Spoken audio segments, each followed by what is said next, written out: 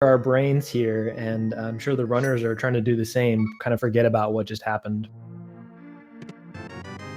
Well, we're going to start with a small key to Hyrule Castle. So, one of those small keys you probably actually don't want to see.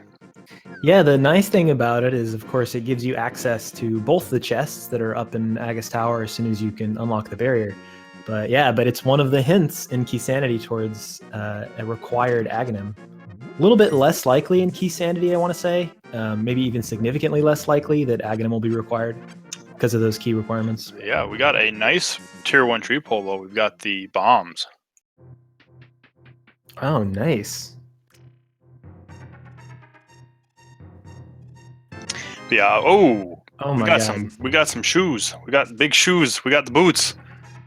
So Uncle being really important in the last seed that these two runners just did, had the bow, which allowed them to get the book and go into Desert Palace, which was kind of like their FOMO mode. And this time, Uncle holding on to the boots. Yeah, and with both runners starting Uncle, it kind of helps, but you might think that maybe your other opponent's going to kind of skip because both of the runners in the inverted seed that they just had, they did both actually skip Hyrule Castle and Uncle for quite a long time in that race. Yeah, and it's a lot easier in a standard, well, obviously standard, or an open mode to route in an Uncle a little bit earlier. It's kind of an established part of the meta.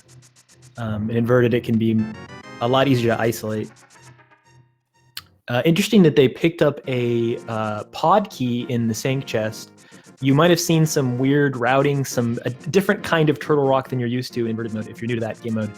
And if you're new to Key Sanity, Palace of Darkness is really the feature dungeon of this game mode because of just the weird ways that you can route that dungeon. Yeah, depending on how many keys you have, everything like that. And I think it's to get everything from there, assuming you can hammer jump, you need the bow and 4 keys. Yep, that's it. So then you have to maybe do a couple extra trips around the right side to save a key. So ideally you would want 5, but you can definitely do it full clear in 4. Yeah, but sadly we saw the lumberjack ledge there. That's going to be dead. We did find a bottle with a fairy early on. Ooh. And a map to Desert Palace. So if you're new to Key Sanity, maps will tell you, they're needed to tell you what is a crystal independent. It's the only way to find out other than if you beat the boss, or if you go in the bomb hunt, the NPC will tell you what the 5/6 crystal is, and Sahasra will tell you what the green pendant is. So maps not really useless in this game mode. No, sometimes can save you some time because you'll be able to find out which one dungeons are pendant dungeons and be like, okay, well, I can maybe avoid this for right now. Good chance you might still have to go in there just because of how much you have to look for in this game mode, but it gives you that hint and maybe you avoid it.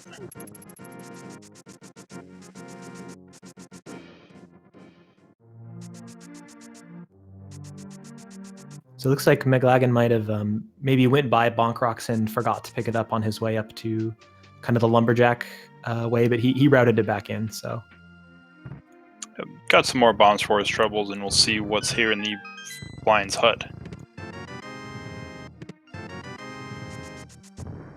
Early Mire's nice. Another potion as well.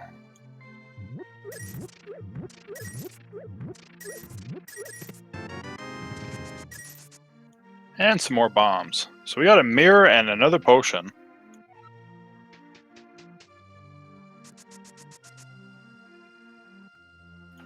Nothing completely major on its own just yet, but that mirror will kind of help when they go to the dam. They'll be able to save a couple screen transitions now. Yeah, that's true. Yeah, it's lackluster so far, but we're still early on in Kakariko, so hopefully we'll get something else exciting here. I love to see items that would open up the world in multiple different branching pathways. Oh, here's the hammer. Yeah, that would be one of those things, and a sword.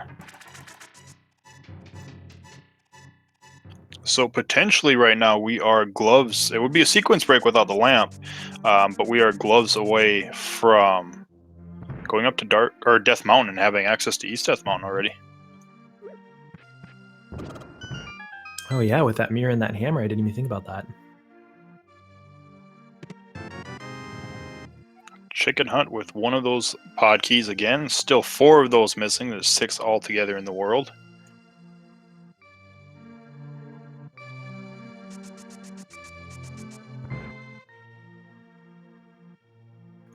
And the bottle vendor, a little bit of a ripoff. Not as bad as it could be, but a little bit.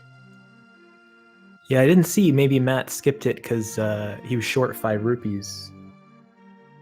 Yep, unfortunately short the 5 rupees, so it's just going to be 50 bucks there. Probably go back and grab it now.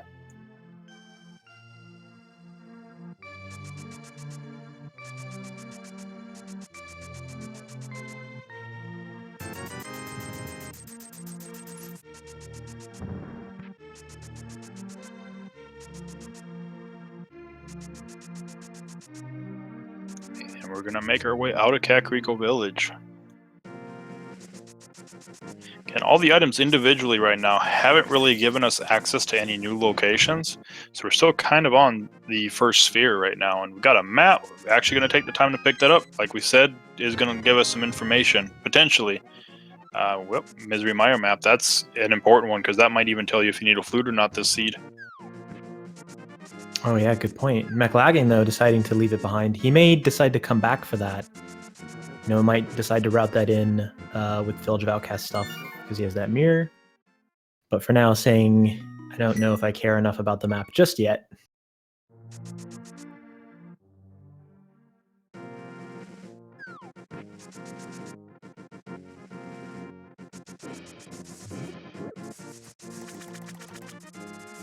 Yep, and both runners still kind of taking the same route. We're going to head to the dam.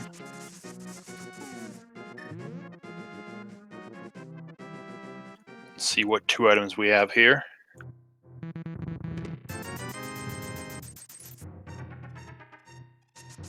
So that's where the bottle merchant apparently stored the 100 rupees that you gave him.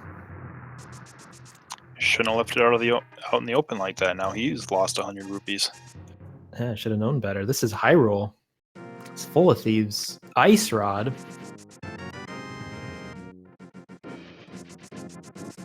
So it's a nice thing to find early, because don't have to worry about if we have to kill Trinex looking for that item that can pretty much be anywhere in the world.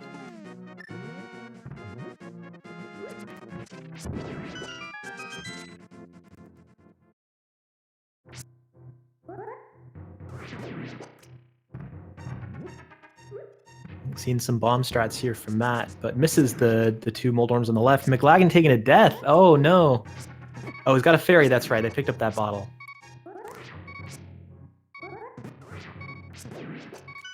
Yeah, and Matt almost taking that death himself, but probably not where you want to use a fairy. Yeah, that fairy can be useful. Oh, shovel, book. Oh, 3rd pod small key. Getting some strong hints that we should go to pod.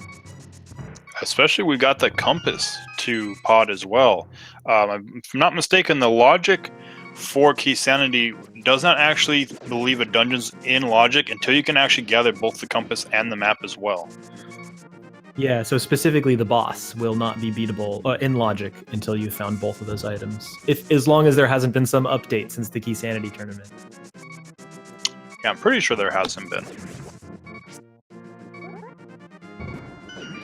But yeah, some strong indication that pod might be a likely play when we get to the Dark World, which we're kind of missing gloves and a Moon Pearl, or Moon Pearl. Yeah, that's really all we're missing is just gloves and a Moon Pearl. We get some Quake in the Ice Rod Cave.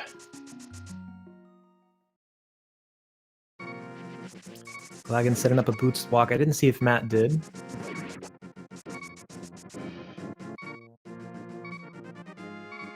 Oh, looks like he did as well. Yes, he did. So interesting difference here between Matt and Mclagging because of that unfortunate fairy usage. If there's something on the Zora ledge, Matt could decide to do a boots walk to fairy flippers to get it. He couldn't do it on this trip because he's already used the boots walk instead of storing it, but still could be an interesting difference. That fairy is a lot more useful than just in revivals. It can be useful in lots of glitches. And without a bug net, if you get a fairy in a bottle, that can be incredibly valuable. Yep, and still kind of same routing, checking to see what was on Lake Hylia Island, grabbing hobo item, and looks like Matt is going to be on his way to Eastern Palace, and Mclagging is, here's our kind of our first difference in routes. Mclagging is going to head to Hyrule Castle.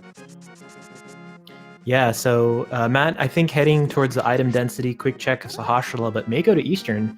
Eastern without bow, I think, is much more common in Key Sanity. Looks like Turtle Rock is the green pendant we're finding out at Sahasrara. I mean, who would have thought about that? You only got the ice rod in the first 10 minutes. Why would Turtle Rock be a pendant?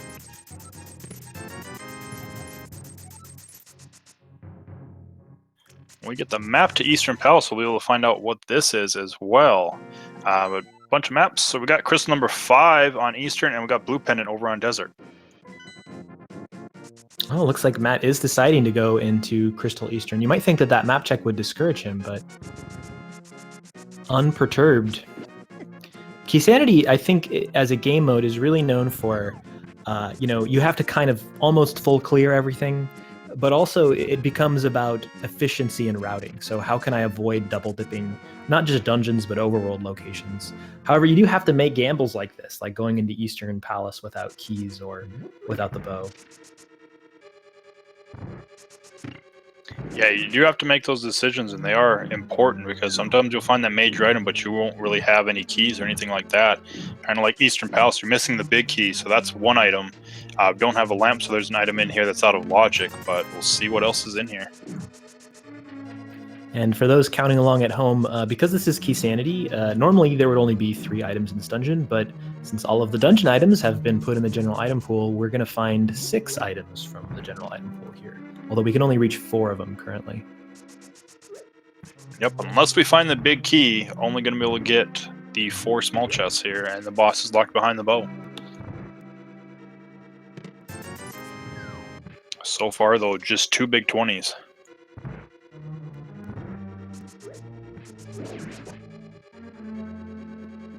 It's interesting how Key Sanity incentivizes certain dungeons that otherwise might not be as fun. Like right now, there are guaranteed 4 items that Matt can check if he does the Dark Room, whereas normally you would have only a guaranteed 2 items. And you also get the hint tile as well. Other dungeons that are interesting, Skullwoods has a lot more items than normal.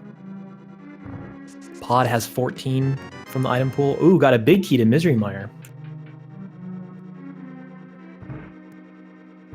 That's one of those important big keys. Palace of Darkness big key is in Ganon's Tower. Oh, wow. So that means that Pod has to be a pendant. Yep, so we actually know our 3 pendants already then.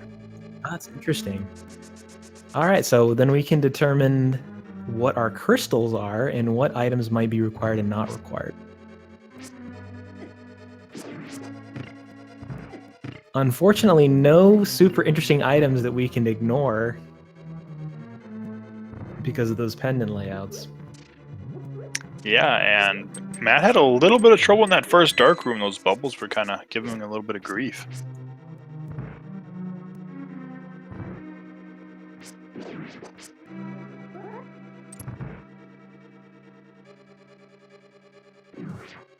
So getting some intelligence from chat who's watching Mclagging's stream, which came back on briefly, that he apparently found a Master Sword in Escape somewhere, or somewhere else, potentially. So potentially might be a big find then, because, I mean, who knows? This might be an Ega 1 seed. Might not need it for the Lumberjack Ledge, but we are kind of running out of locations to check now. Smoky Ice can be fun, and but not necessarily required to do that dungeon. Well, not really required to do that dungeon. Yeah, so for the Aghanim play, what we would like to see, is, if you're hoping for that, is a lamp and another castle tower key. We'd actually need 2, because the key they found earlier was actually the Hyrule Castle, so that'd be the sewers key. Oh, was it? Okay, I misread that.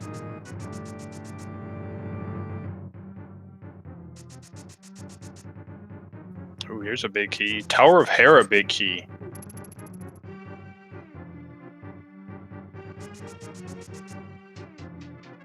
Mclagging with another early Aghanim play. Oh wait, well, that was Matt last time, actually. Oh, no, it was Mclagging. Now I'm getting my cross-seed contamination, just as I'm sure these runners have. Oh, there's the Ooh. gloves. Yeah, that's really good. Not having gloves is a reason you might not come to desert, so to find gloves there is really good news for Mclagging.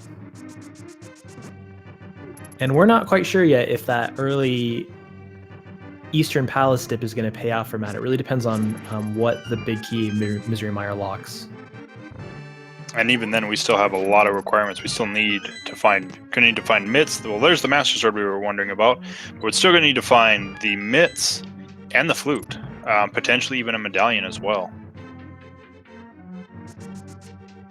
And there's the lamp. Who wants to go to Death Mountain? Nice, they got the care package.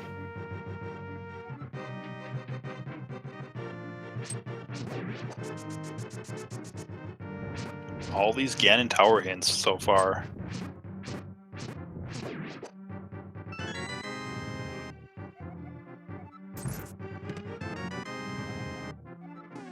First, small key to Turtle Rock. There are 4 of those. You only need 3 to be able to get to Trinex, but you have to skip the vanilla big key chest if you do that. Yep, so safe to assume Mclagging got that as well when we weren't able to see his stream, and Matt's going to do a little bit of a sequence break here and go into the sewers without that lamp. Well, sequence break for him, we know this is fully within logic because he has access to the lamp.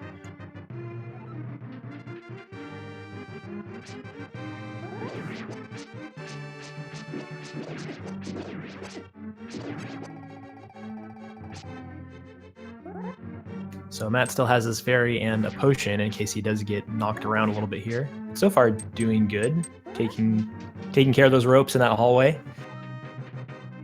Yep, and Mclagging finding another small key to Turtle Rock.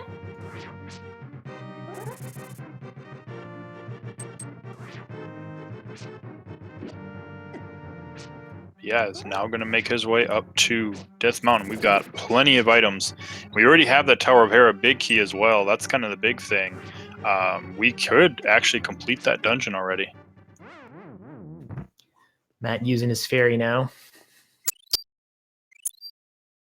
He's in the right room. He's just got to find the chest.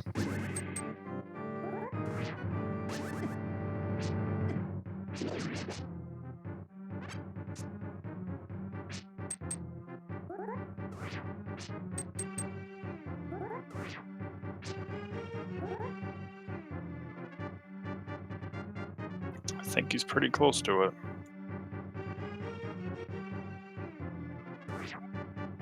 Oh, noping out. Yep, he's going to nope out of that. I'm not sure if Mclagging went and got that item or not. Yeah, I don't... yeah, because his stream was frozen at the time. But he would have had to do it in the dark as well if he did. Because he didn't pick up the lamp till desert.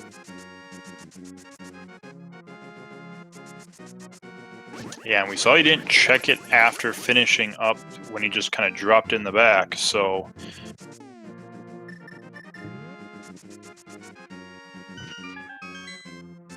Oh, that's a good point. Evil's Bane and Tower of Hera. Oh, so potentially this could be interesting because there is one location in Tower of Hera we don't have access to because we are missing the small key. It could be in the basement, but there's a good chance we're about to find Ganon's Tower Big Key here shortly. And I think we might have missed a cane pickup maybe on the old man because we were so focused on the dark room. Yeah, I see it on the tracker, so I'm going to say that's really the only location. I saw the big 20 in Spectacle Rock, so I'm guessing that's where it was. Kind of rude of Mclagging to steal the old man's cane, but, you know, I guess he helped him through the dark, so... I mean, helped him through the dark, helped him home. I mean, he's fine now, right? It's like 50-50, you know, good and evil. Matt getting his intel. He's going to get his glove soon, be catching up here. Yep, and hopefully he'll pick up his lamp boys here. We've got 300 rupees here. This first location in Hera. There's money for Zora.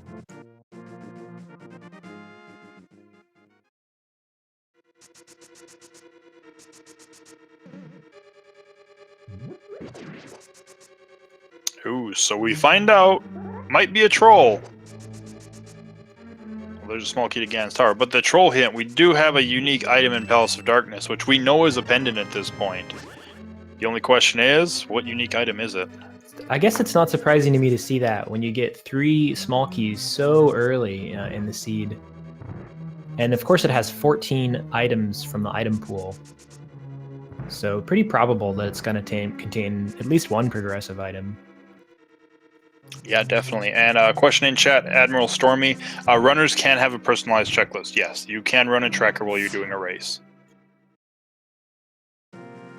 Well, there's our Moon Pearl. That is our Dark World access, and we find out Mimic Cave is nothing.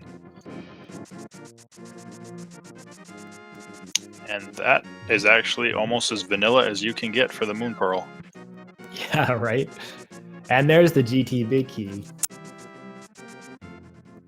So we won't need to be going to the basement, at least not for the GT Big Key.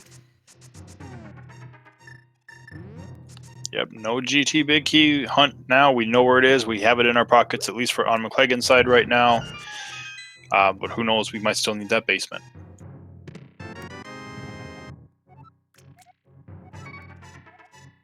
Kind of a nice placement for that Tower Power Big Key, since you had to go over there to get your glove anyway, so you're not going to miss out on the GT Big Key up at the top. Yes, definitely. And Big Noober, I will say this about Ped. It's key sanity. We are not even close to the pedestal being dead. There are plenty of keys that can be on there right now. Well, how about another key to Dark Palace? Oh my god. So this is 4 pod small keys, which is technically all you need to be able to full clear the dungeon. Mclagging also does have a potion, so it could be possible that he goes straight there. Although with the single potion, he can't really full clear it. He would need to grab like at least 1 more potion. And of course he can't beat Helmy yet without the bow. In order to do the bottle glitch multiple times, that 1 potion isn't going to cut it.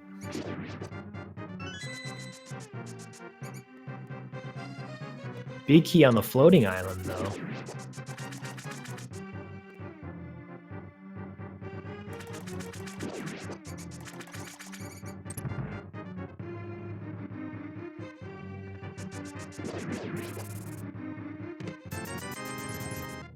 So I think we did find out that Tower of Hera was a crystal, but I haven't seen if it was a 5/6 or not. I have not seen that either. We'll find out when he opens up his map next. Or, I mean, his item menu next.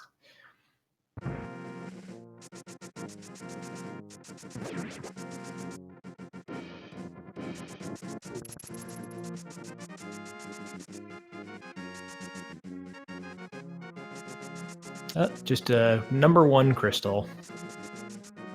Yeah, so still unsure of where that is. We'll see. Should be heading to the Dark World soon with a map check, maybe, because we've found quite a few maps already.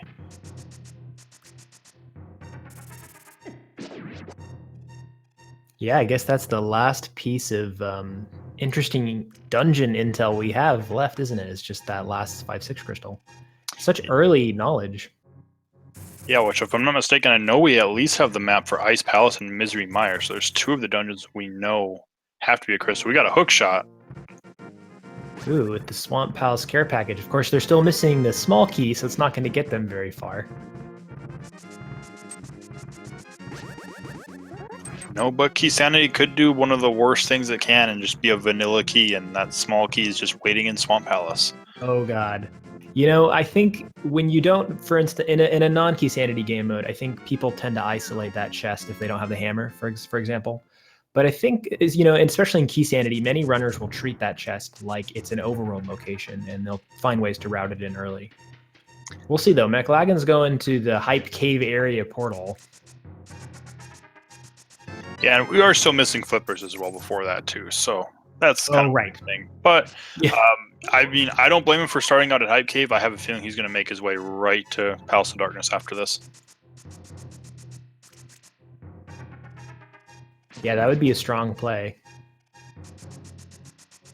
Hype Cave, we got 20 rupees, 10 arrows, we got a tempered sword, a piece of heart, and some more bombs. If he does head towards pod, I would think a clue would be him picking up another bottle, because again, he could clear most of what's in there, but he needs at least one more one more potion since he doesn't have the bow. But oh, he's checking the 5/6 crystal here. Yeah, I think knowing that, let's see, Eastern Palace, which we knew, and Misery Mire. So we already had the map, so we know where all of our crystals are located at this point, which ones are important, and well, they're all important, but which ones are a little bit more important.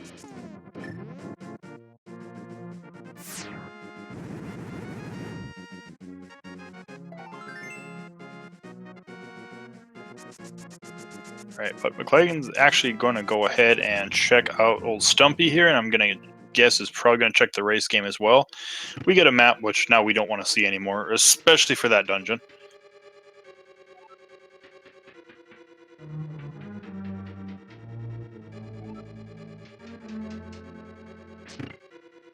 So Mag B in chat pointing out that Ped might be dead because the pod big key is in GT. So because pod is a pendant, that would mean you'd need Ganon's tower access. Yep, and because bow is required for Palace of Darkness as well.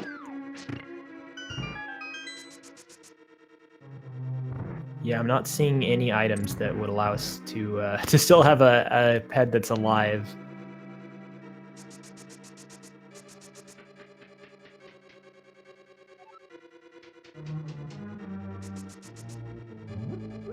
Yeah, I think that might be ripped Ped.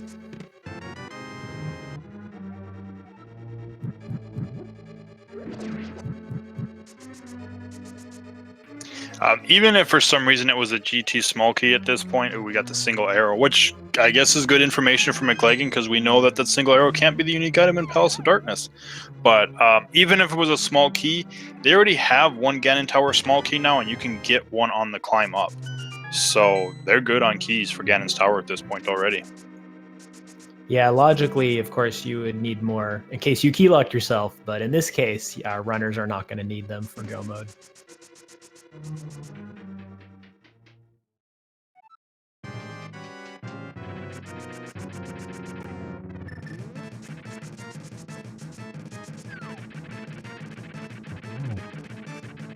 No, Desert Big Key cannot be on the pedestal because you would need the Big Key to clear Desert Palace to begin with.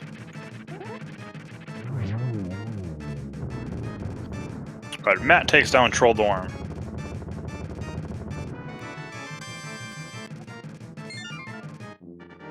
Ooh, and that is, I believe, oh no, we've already seen that small key to pod. Yep, oh, we saw it on Mclagging's side. So Mclagging he's gonna kind of skip out. We're not going quite to Palace of Darkness on his side. We're gonna check some more overworld locations, probably the first 4 in Thieves Town.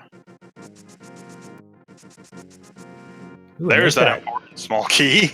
Yeah, so we're just a flippers away from having, well, almost full access to Swamp. We wouldn't be able to check the big chest. But I can't remember exactly maybe you can remember the dungeon counts, but is it 12 items from the item pool in Swamp in Key Sanity? I believe that is right. There's a map of Swamp Palace, and we did see, I failed to mention it earlier, I believe, but Floating Island has a big key as well. I think it might be like 9 or 10 actually. Now that I'm thinking about it, I don't know. It's hard to keep track in Key Sanity.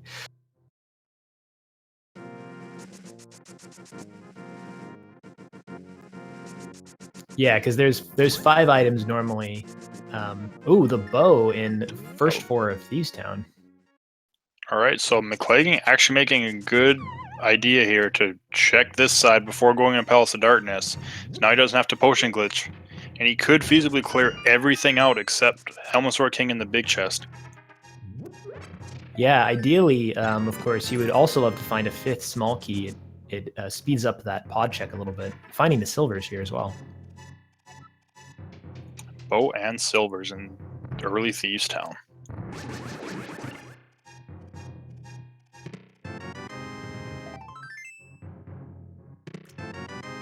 So in this situation, actually, I think 4 keys is all he really wants because he knows that the pod big key is in GT and is not going to be useful for anything. So he doesn't need to save a key for the door to Helmasaur, and the 4 keys will allow him to open the front door and still check everything if he does the hammer jump.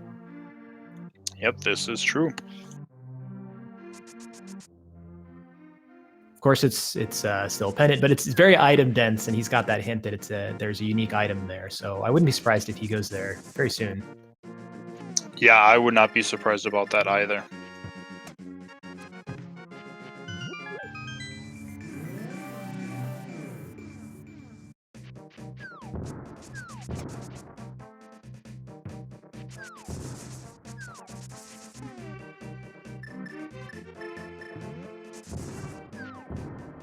So Matt now in the Dark World, we'll see how he ends up routing this one, but we've got a big key of Eastern Palace. So the Eastern Palace is now completable.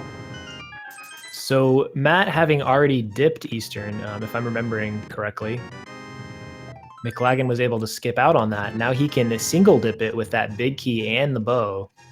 Very nice advantage for him. This is exactly what we're talking about here with Key Sanity. It's all about efficiency, avoiding double dips of areas and of dungeons. And Mclagging, so far, his routing working out for him. Yeah, and especially with that not having been to the pod area, now it makes it even more lucrative for him because he'll be able to mirror and take care of that as well. Yeah, that's true. You'll get that double whammy in. That's some pretty dang efficient routing. Like, it might seem weird to be excited about that because that seems so normal in non-Key Sanity modes. But in Key Sanity, that's like a special day when you can do that all together. Yeah, the main thing for Key Sanity is routing and avoiding double dipping or retracing your steps as much as possible. That's usually where you're going to lose most of your time. Yeah, you just have to go into it kind of thinking, I'm going to check everything. How can I ensure that I don't isolate anything? And what's going to be the most efficient route through all of this stuff?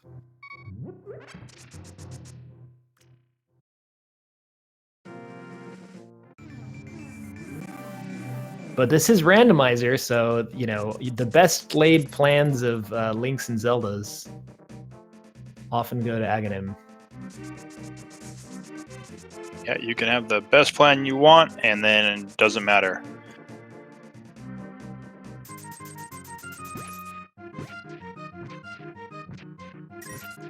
But Clayton making his way over, I'm guessing we're going to see a check on Graveyard Ledge, and we can check King's Tomb when we're at it as well, and we'll see where he goes from there.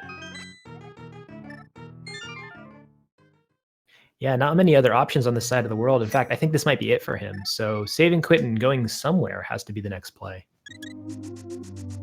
Unless he picks up the flippers or something.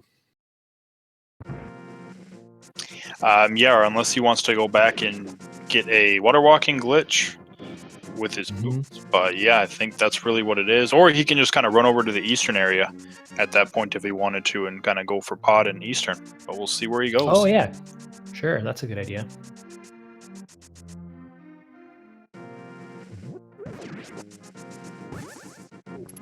Yeah, I'm almost 100% positive that he will be going somewhere after this. It's usually a good step when you're doing a speed run. Yep, and Matt making is the same way, so he's probably going to get his bow and silvers too before heading off to the pod area, but looks like that's probably where Mclagging is going to go at this point. Nope, never mind. Yeah, I'm not actually sure. This might be equivalently fast than going over to the eastern portal, so he could be heading over there. Yeah, and I guess it'll give him an option to check the pyramid as well before he goes into the area. So really interesting that, at least on Mclagging's side, and Matt will be catching up here really soon, I'm sure, that we have, in terms of Y items, we have pretty much what we want, minus the fire rod, but we have to remember that we're still several keys away from actual go mode. Yeah, fire rod and flute, I think, and then potentially a medallion, depending on what Misery Myers is. Yeah, and then other than that, we would need the big key for Thieves Town. Ooh, Bombos on the pyramid ledge, so looking likely, at least, that we might not need another medallion for Mire. We'll see. Actually, other than that big key in Peace Town, are we even missing keys anymore? Let's see. We've got Eastern Palace big key for both runners. I'm not sure if Mclagging has the Misery Mire big key, but yeah, we need Thieves Town big key. Wow. That's all we need for keys, technically. What is this? What is this key sanity seed? Okay, there's still troll left, but I mean, come on. Yeah, and I mean, we don't know if it's Misery Mire, but we know the location of at least one big key. There is a big key just kind of hanging out on the floating island.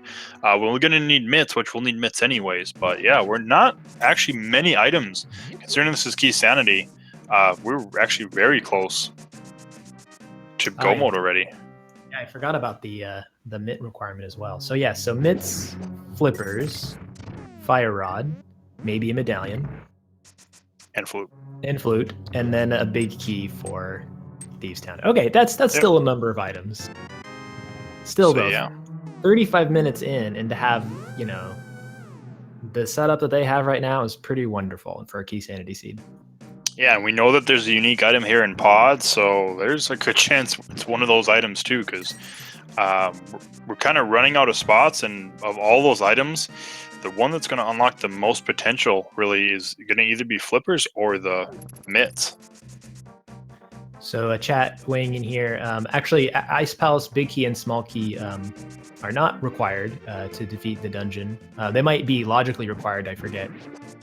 But you don't actually need them if you do the bomb jump. Yep, the Ice Palace bomb jump, you need no keys to clear Ice Palace. Bomb jumps are OP. That's the moral of this story, of this game mode.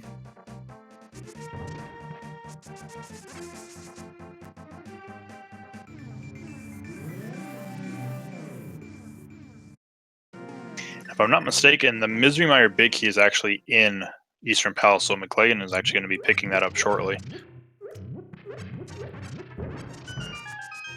Yeah, that was a potential advantage that Matt might have had from doing that dip into Eastern a bit early, but now that Mclagging's found the big key and the bow, he can single dip, and that's no more advantage for Matt.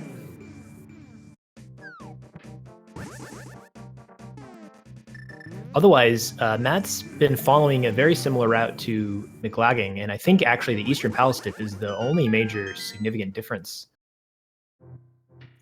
Yeah, that's been really the only major change in their routes, is that right there, which, you know, not saying Matt made a bad play or anything like that. He went for the more items, which, you know, that's usually what you do. Just in this case, not what you're supposed to do for this seed.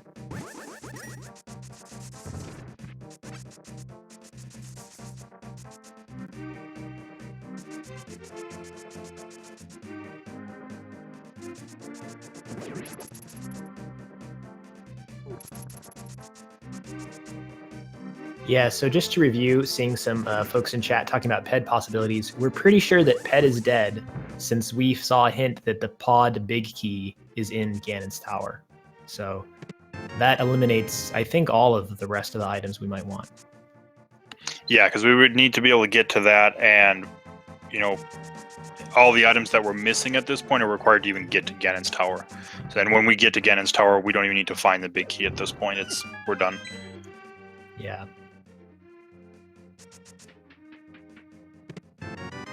And even if you want to go, I was going to say, even if you want to go like logical beating Ganon, you need the silvers. We have those too. So even logically, that PED's not even needed for anything. Yeah, that's pretty much what I was going to say. I was going to say, like, maybe before we found the Master Sword, there might have been some kind of hope. But yeah, it's PED's way dead.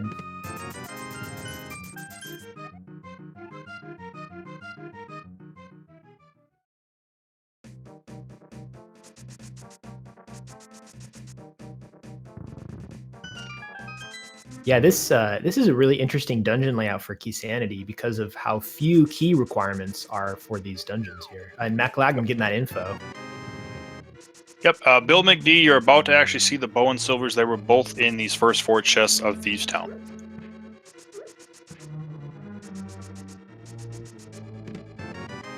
Yep, which makes Matt hot on the trail of Mclagging here. Yeah, I think he's going to make his way over to this area as soon as he's done here.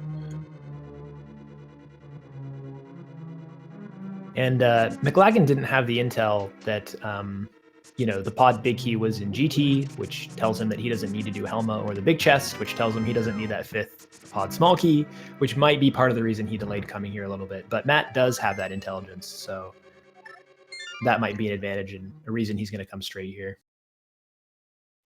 Yep, he kind of has that knowledge that I can pretty much get everything that's important except the one chest, but there's going to be nothing important in there anyway, so... Yeah, logic gets weird in Key Sanity, or at least not weird, just there's a lot to keep track of, for sure.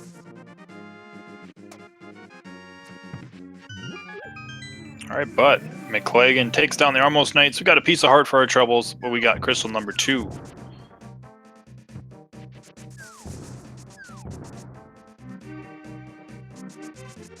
Yep, Matt hot on his trails. Takes a good bit of damage from the Cyclops there. Yeah, those Hynaxes hit hard.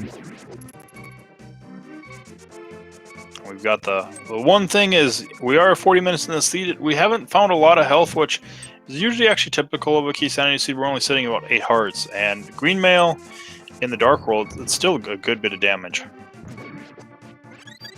So Mclagging taking the right path through pod. This is a common path you'd see even not in Key Sanity, but in Key Sanity tends to be a main line to avoid spending a key on the middle door. Mclagging might be doing a little bit of muscle memory here and thinking that he can't open up the middle door, because normally if you have 4 pod small keys, you wouldn't do that. However, with the knowledge that he has, he should be able to deduce that he can open that front door. If he doesn't, then he's going to make several trips around the right side, which could cost him some time. So we'll see here. And I guess that depends. I'm not sure off the top of my head if Mclagging can hammer jump, because if you can't hammer jump, that might be why he's like, okay, I'm not going to use that key because I'm not confident in my hammer jumping. That's a good point, yeah.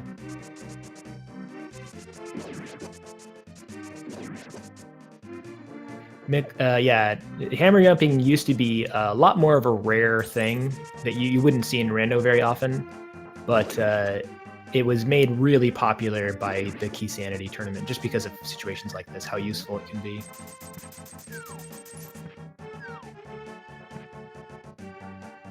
Oh, he's setting up the hammer jump right away.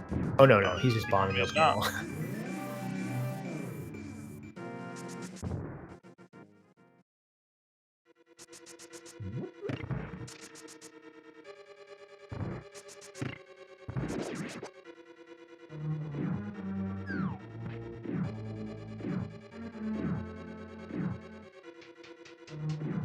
Alright, so the compass for Hera and a single green rupee.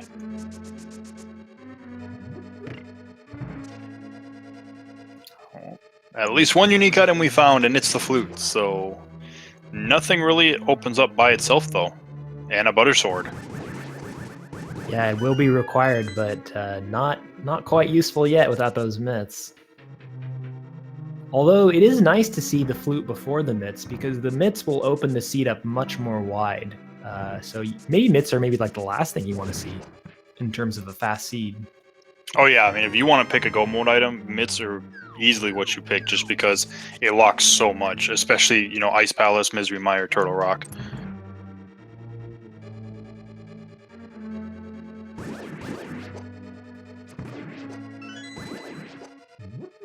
So just to clarify some stuff I'm seeing in chat, Turtle Rock is actually the green pendant. We know that Pod is a pendant because we saw a hint that says the Pod big key is in Ganon's tower. And Mclagging does deduce that he can indeed spend that key on the front door, no problem.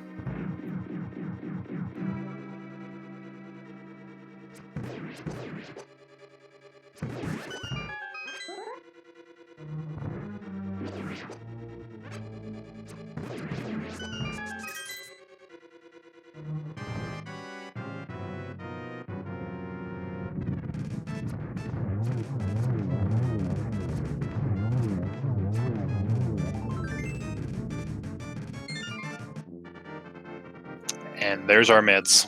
Wow. So now we're just looking for a Flippers, a Fire Rod, and a Thieves Town big key. But unfortunately, the seed just opened up quite a lot to us.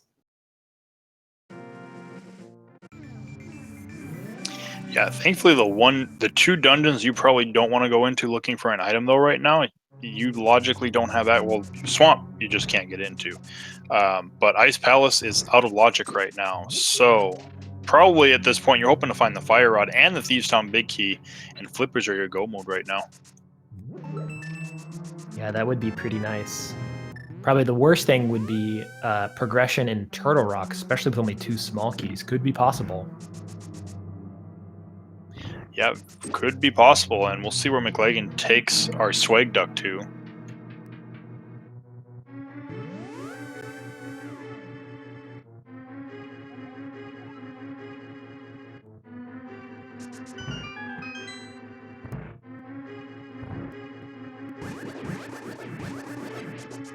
Looks like he's going to check out Dark Death Mountain.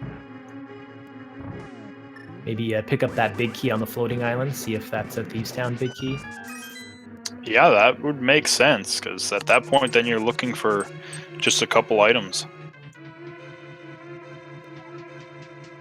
Yeah, this has been a very fast key sanity, but you know what they say, early pro means late go, so hopefully that's not the case here.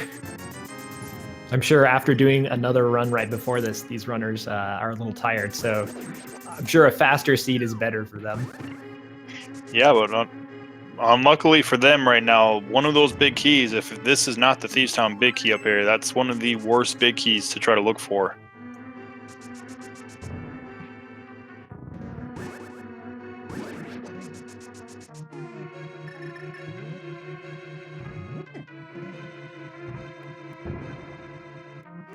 Alright, Super Bunny Key, we get a piece of heart and another small key to the Castle Tower. So there is both items available in Ganon's Tower now. Yeah, that's going to be a hard one to route back in, since they've already checked Pyramid Ledge and the rest of Escape. Usually in Key Sanity, you might route in an Aga check with that. Matt picking up their mitts. We'll see if Matt seduced the same thing and realizes he can open the front door. Alright, so Mclagging picked up a small key there, but it could not see what it was actually to. But that's all that we saw that looked like it was useful inside of Hookshot Cave. So unfortunately, Matt making another trip around the right side. I believe he already did this once before. I'm going to find out in just a second here. Yes, he did. Yeah, so this is a bit of a time loss. He's only going to make one extra trip as long as he can hammer jump around the right side, but it does cost a bit of time to come around an extra time. All right, we're about to pick up that big key. What is it? Oh, Ice Palace.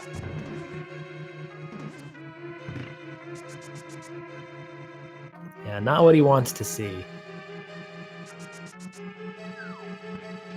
But to be honest, not quite as bad as finding the Turtle Rock big key. That would be nasty. Yeah, that would be. And our tracker looks like he caught on the inventory check that small key from Hookshot Cave was another pod small key, so completely worthless.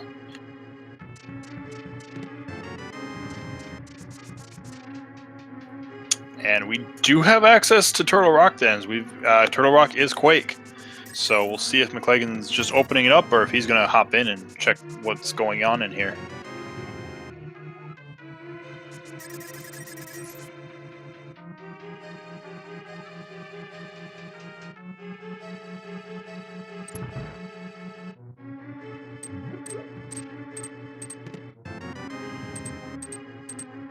All right, Matt gets his butter sword. He's got a couple more locations to check in the Dark Maze.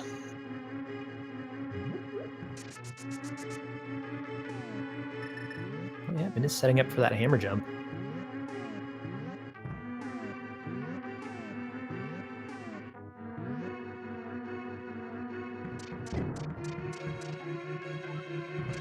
It's so automatic to open up that big chest after you do a hammer jump.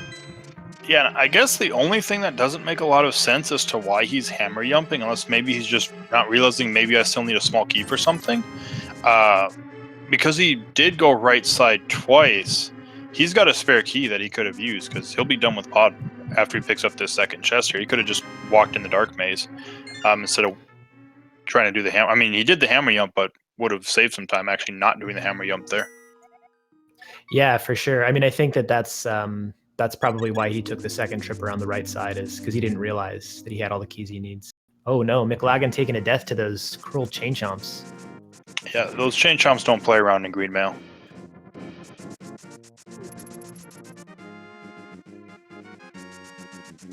They don't just nibble on Link, they take a chomp out of them.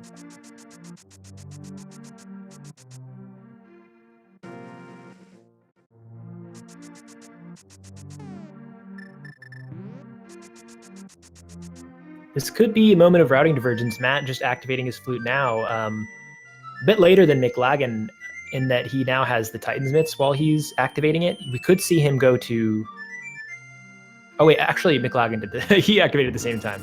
But I'm curious if he's going to go to Mire Shed first. I mean, I would almost say Mire would be a better play than going up to Death Mountain, just because of the fact you can clear Misery Mire right now, and it's the other of the 5/6 crystals as well. That's true, and then you can get that knowledge if you have the medallions or not, just in case you get the other 3 items that you would need for Go Mode. That is true.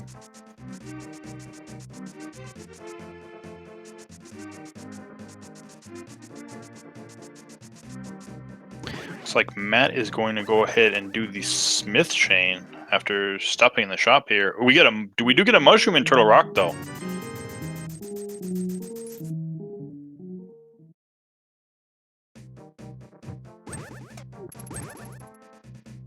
I'd getting the safety there from the shop we almost never see.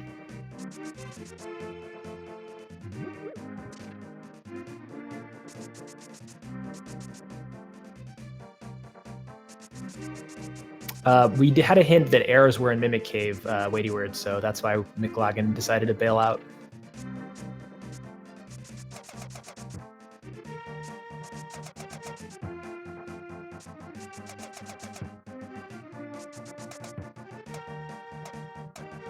Oh, Mclagging going to go for Spike Caves, so this might be why he took a death to that Chain Chomp instead of using his blue potion. He was saving it for this check here. He doesn't have an invulnerability item, so the potion is required to make it through here. Yes, it is, so we'll see. Not logically required, though, I should point out. Right now, he does not have logical access to this item.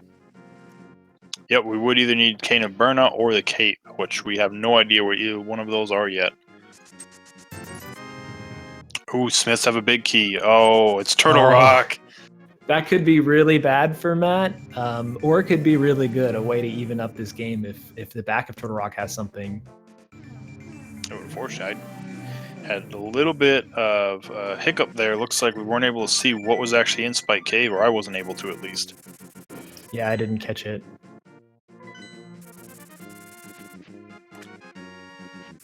Alright, so Mclagging is heading to the Mire area now after that.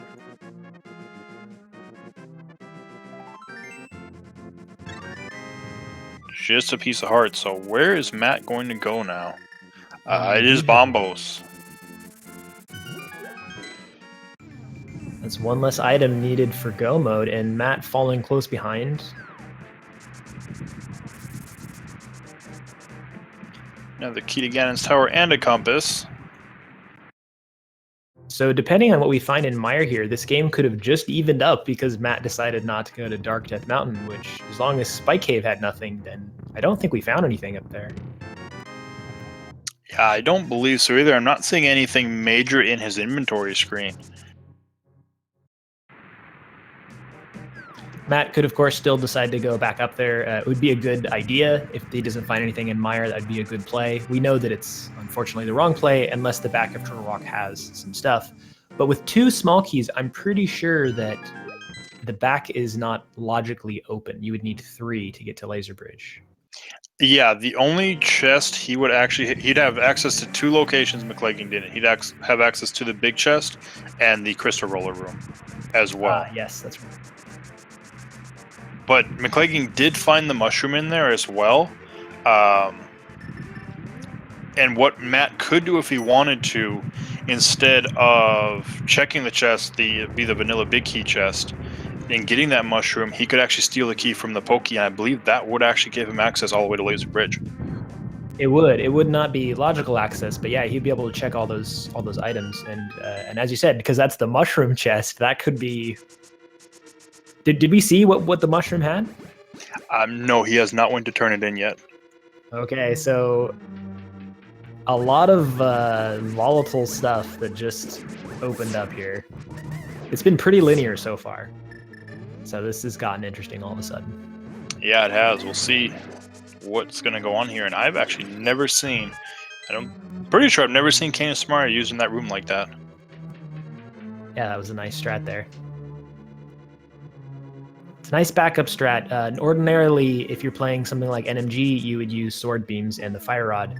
If you're lacking fire rod, as we are in this case, or you don't have sword beams, there's still some ways to one-cycle those whiz robes, including the bow and, as you saw, the Canis Maria there.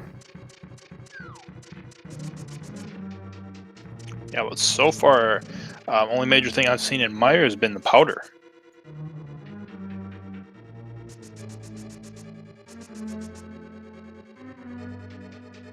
So maybe that was on Mclagging's side, and why he didn't actually go turn that mushroom right away was to do a fake powder glitch. But now with the powder, you don't have to worry about that, so we might actually see him turn that in really soon. Ah, yeah, that makes a lot of sense.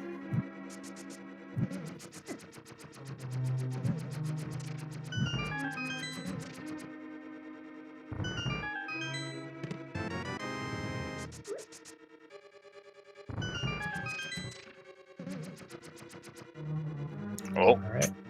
guess that green pendant's not going to be worth anything.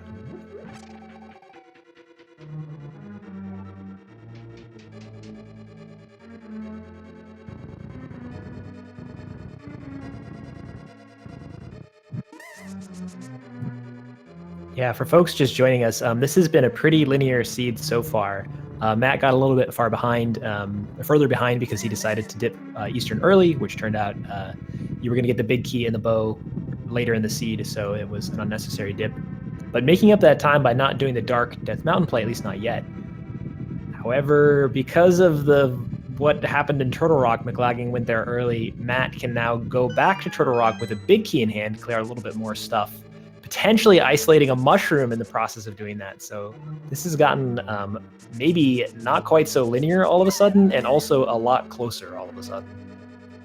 Yeah, it really depends on what he wants to do. If he wants to risk stealing that key or not, because I mean, it could pay off, but at the same time, if that mushroom is actually locking something major, especially something like the flippers, that would be the big one. That could hurt. Yeah, that would be the worst possible scenario for Matt. Of course, I'm not rooting for that because I would love to see a close finish between these two. Oh yeah, definitely. Their first race, I believe it was like a 2 or 3 minute difference. So I'd love to see another race like that.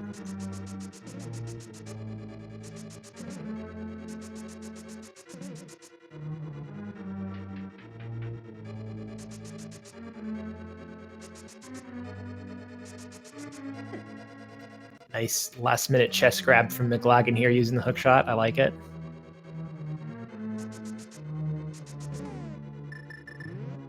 Interesting move that you don't often see, except for in Key Sanity mode, because you often check that chest early when you're trying to find the Misery Mire big key.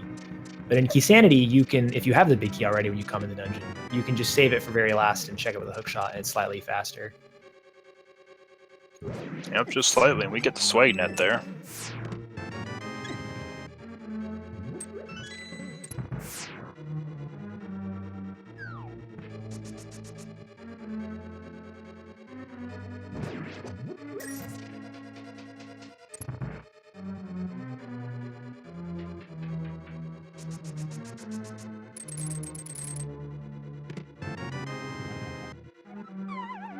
Without that fire rod, we're not going to see that spooky action glitch in Misery Mire, unfortunately. Yeah, no spooky action, but we're probably going to see a very spooky Vitreous, because he's going to die extremely quick. We got some silver arrows to put in his many, many eyes.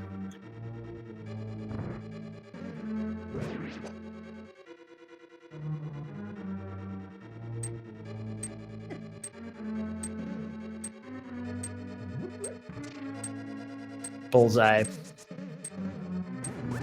Blink 11 times and you miss it. I see what you did there. I see what you did there. But Mclagging is going to get his third crystal. More importantly, it is the second of the 5-6 crystals he's gotten. So he does have access to Pyramid Fairy now. Oh, interesting. That might encourage him to route in that Aga after he got that Castle Tower small key in Turtle Rock, I believe it was. Yes, I believe that. Or it was at least up on Dark Death Mountain, because Matt doesn't have it. And that's kind of the major difference of where Mclagging's been that Matt hasn't now. Yeah, it could have been Hookshot Cave, but yeah, it's somewhere up there for sure.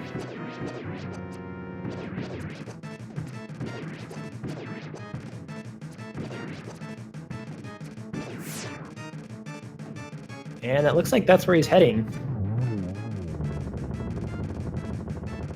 So now, no, never mind. They went in desert. I was thinking they need to check desert. I was like, no, never mind. That's where we found the lamp and the gloves. So we're not going to check that right now.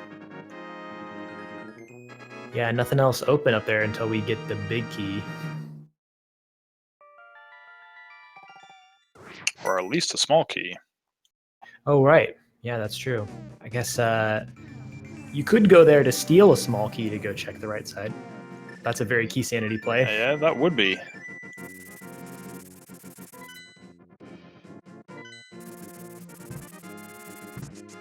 So Matt's going to make his way up to Dark Death Mountain now.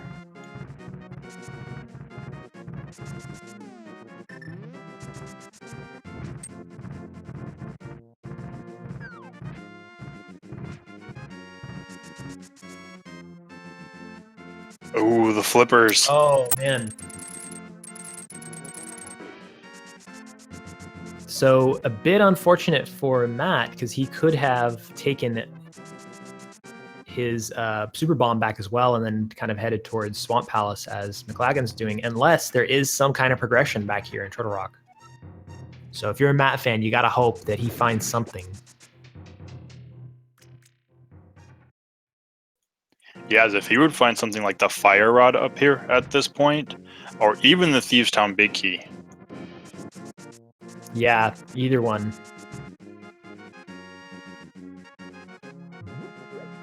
But Aga Tower, first chest, 10 arrows.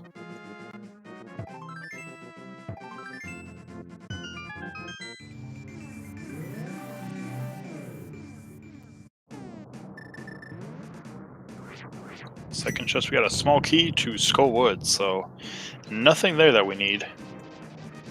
So with those flippers now, Ice Palace is in logic as well, so might see a play towards that. It's kind of a hard choice. It looks like Mclagging's going towards Ice Palace, because either dungeon, of course, is nice to be able to go mode if you can go mode it. So you're just deciding here between which dungeon do I want to potentially be able to go mode if I got lucky and found all the items I needed here. Yeah, and they almost take, if you're doing full clears, they almost take the same amount of time, so it's really just kind of that 50-50 gamble. Swamp Palace just has more locations to check is the only thing.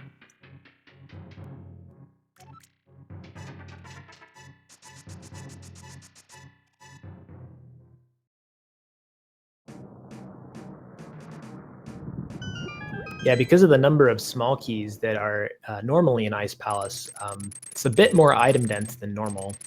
I think 8 items, if I'm remembering my counts correctly. That sounds about right.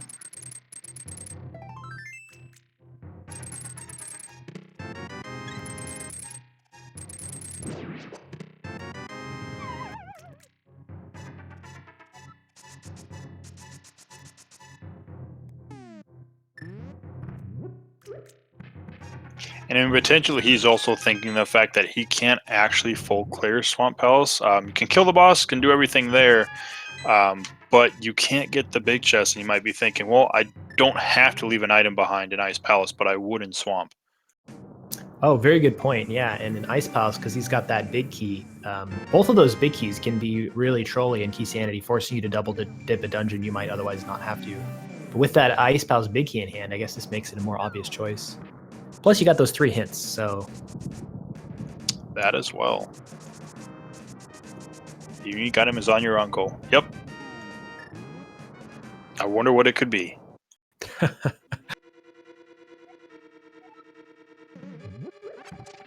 So finding out that we missed a joke hint in Turtle Rock earlier from Mclagging.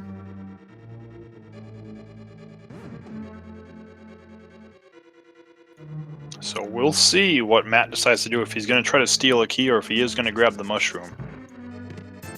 Yeah, and we don't know if that mushroom is significant or not. It does only unlock one item location, especially because now they don't have the fake powder. But it could be useful.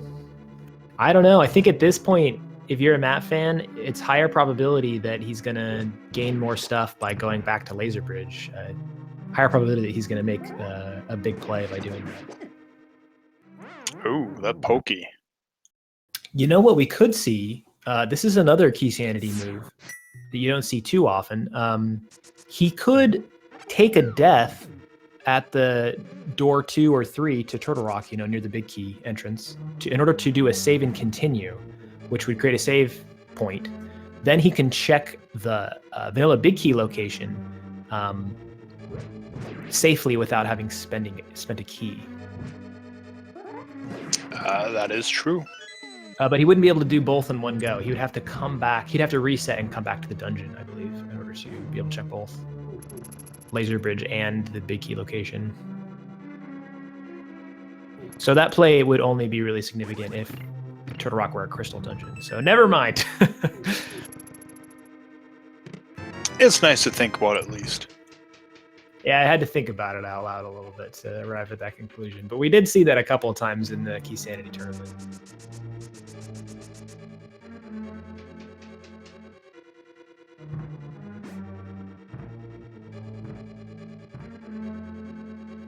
Again, another one of those wonderful hints. Eastern Palace Big Key is in Skullwoods.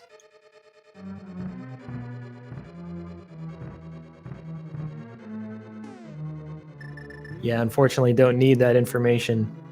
But that's sometimes a great reason you might want to do Ice Palace early.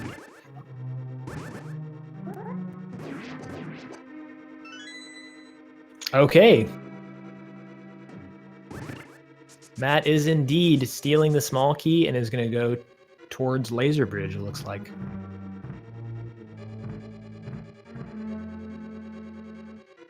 Yeah, more than likely he's making the call to Turtle Rock, partially due to the density, but he also hadn't checked Dark Death Mountain yet, so there was already just 6 items up here waiting for him to begin with. And with the big key, it's, and knowing he could steal a key to get all the way to Laser Bridge, it is a big one. Yeah, he also didn't have the Castle Tower small key yet, so like I was saying earlier, you want to kind of route in Aga Tower with something else over near the pyramid. So he might have decided not to check Pyramid Ferry first, which is where the flippers are, in order to increase the value of that play, which he did get the Castle Tower small key. It's just unfortunate that that happens to be... Ooh, what was that big key we just found? I missed that. Hang on. I think we got just a little bit of lag right then. Yep, we did. I could not see it on Twitch either.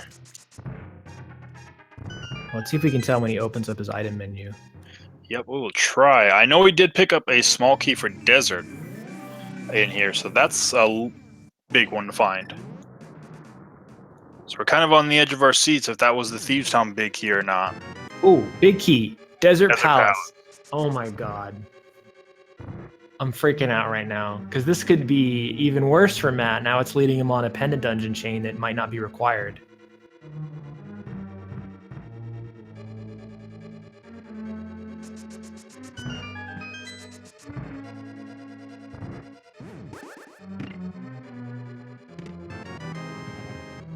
Small key to Misery Mire. Now, I did not see what Cold Stare dropped for him either.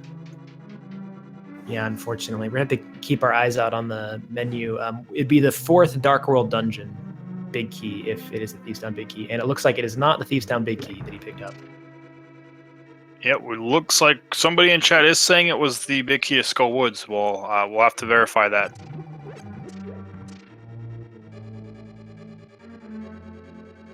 So both runners having a big key, the other one doesn't, that may or may not be required. But Mclagging's big key to Skull Woods, if that is the big key, is on Matt's way when he does do Ice Palace normally. However, Matt's big key to Desert Palace is way out of Mclagging's way at this point. All right, Cane of Burna on Laser Bridge, and another small key to Ganon's Tower, so nothing in Waterfall of Wishing. half magic. That's a nicely placed half magic. 5 rupees. Last chest. Was it worth it coming in here? Oh. No. Maybe. Who knows? We've got the Desert Palace Big Key. That might be important. That bottle, on the other hand, not so important. Yeah, I would say that was probably the best place Kana Burn and half magic that you could ever have in Rando. That was pretty great. And I think this might be our first Zora area check because of those late flippers. Yes, it is. Oh. Oh. Zora with the big ripoff. That's as big of a ripoff as it gets. Yeah, normally you might see that early. One player at least might fake flipper to Zora's domain, but because we didn't have Pearl until much later in the early game, we didn't see that play. 3 big key is Skull Woods, so we are still looking out for that Thieves Town big key, but here it is. The other check was the Turtle Rock. Was it worth it? This could decide the race right here. Just some clothes. Phew. Okay, this is still competitive. Mclagging having a bit of an advantage, having done Ice Palace, which is a crystal dungeon, over Matt, but we're going to find out probably pretty soon here if that Desert Palace Big Key is going to be useful. This is another make or break moment. Meanwhile, Mclagging doing the obvious thing, going towards that crystal swamp. That has 10 items, I believe, we figured out. All right, now this is interesting. Matt is actually going to fake flipper in the Ice Palace. Yeah, that is interesting. I wonder if he feels behind. Maybe he feels like he has to take some risks. Never mind, I lied. He's going to Oh, okay.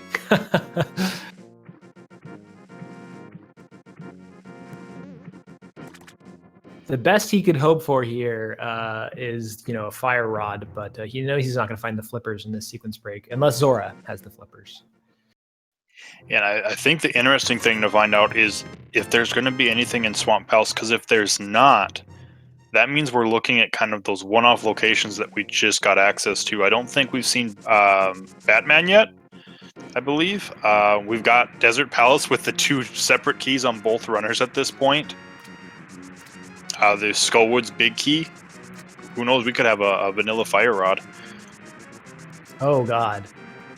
That would be good news for Mclagging. Not good news for Matt, only because he's slightly behind. Otherwise, it would be fine because it's on his way.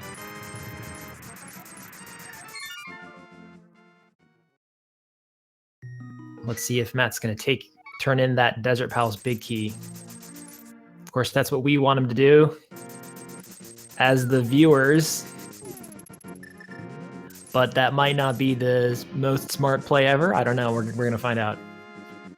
I mean, if he's going for item density right now, and it's probably what he's doing, he is probably looking at the 5/6 crystal into Ega Tower, where there's those 4 quick items.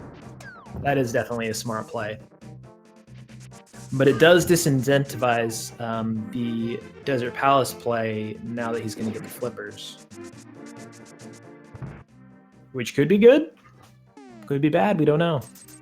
Honestly, from our perspective here with our God Eye, it's probably best for Matt that he's doing what he's doing and he's going to go do crystals, because if the progression happens to be in Swamp, for instance, then he's going to get it by doing the smart thing and doing crystal dungeon clears before the Desert Palace Big Key thing.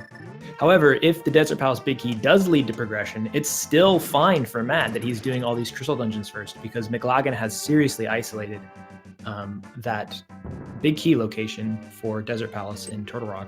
Yeah, and he would actually have to find another Turtle Rock small key just to go up there and get it at this point, too.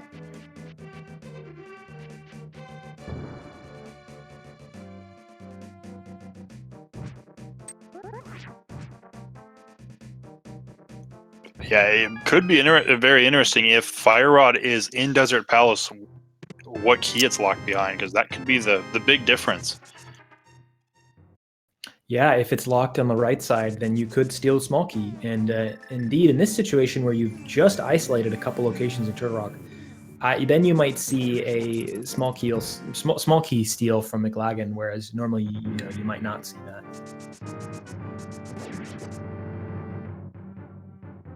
But if it is right side Desert Palace, wait, the tracker's showing us that Mclagging does have a Desert Palace small key.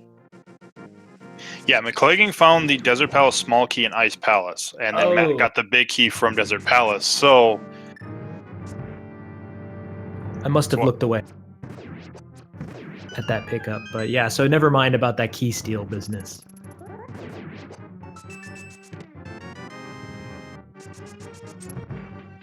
yeah, that's why I said it could be interesting if, you know, even if the Thieves Town, I mean, it could even be more because the fire rod could be in Thieves Town behind that big key door.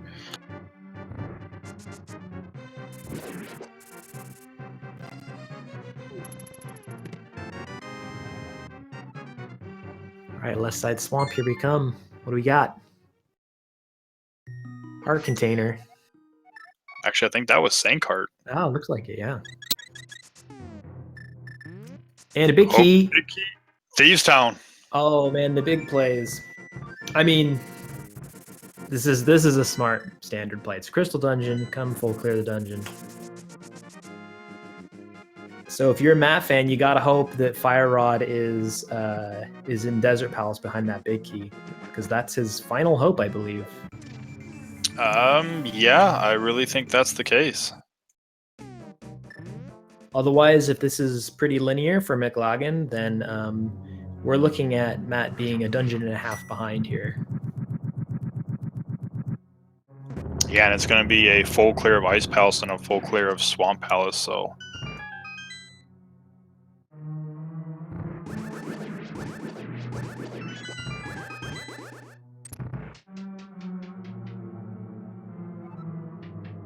Yeah, all we need now for Go Mode is Fire Rod. That is the only thing we're missing. We know it's not an Ice Palace, so Matt's not going to find it. And we've got a few more locations to check here in Swamp.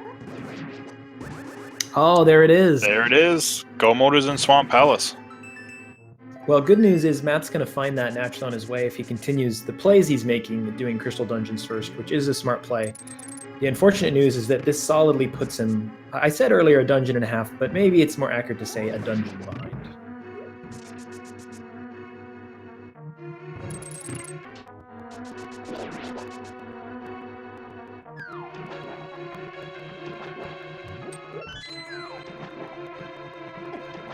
But yeah, so at this point, Mclagging, he's just going to go back, going to take care of Argus here. And then we just got to go clear out Thieves Town and Skull Woods, kill Mothula, kill Blind, and then head up to Ganon's Tower. And not even looking for the big key either, so no big key guessing game this seed. Sorry, everybody.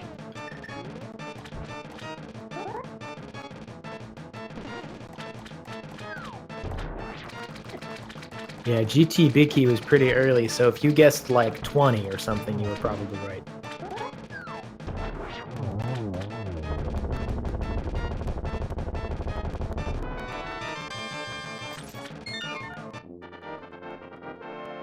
We get 5 rupees from Argus and another crystal, which is number 5. So unfortunately, sometimes when you get to Go Mode Dungeons and Key Sanity, it can just be absolutely beautiful. But unfortunately for Mclagging, and just for our sake, wanting to watch beautiful Go Modes, Skull Woods and Thieves Town are not the most exciting dungeons to Go Mode. Ganon's Tower, however, you get to skip all the basement. That's nice. Yep, those 23 chests in the basement, we don't see any of them. So their clear rate should be pretty decent, despite the fact that it's Key Sanity. And that's almost what you kind of do with Key Sanity. You trade the ability typically to Go Mode the 10 dungeons for the ability to just Go Mode Ganon's Tower. Usually. Yeah, 116 Go Mode. I would say that's pretty rare for Key Sanity.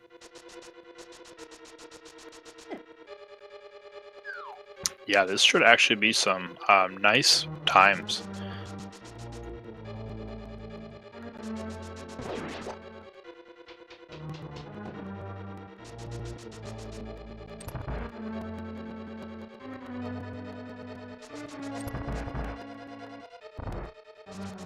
Yeah, I think the worst thing that can happen to Matt at the moment right now is he's going to find the small key to Desert Palace while he's in Ice Palace.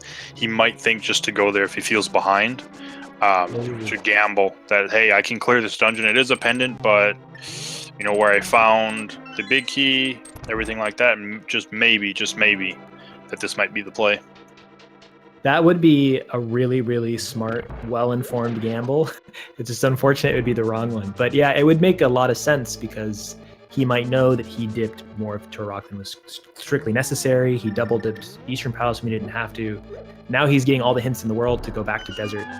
That could be a very easy thing to do before doing Swamp. And then maybe you can avoid left side Swamp, all that stuff. Which is another potential unfortunate possibility here for Matt. You know, common routing you see through Swamp Palaces go full clear all the way back to Argus, and then make a decision whether or not you want to do left side. If he does that, he's going to pick up the Fire Rod, and if he decides to bail, he's going to miss out on the Thieves Town big key on the left side.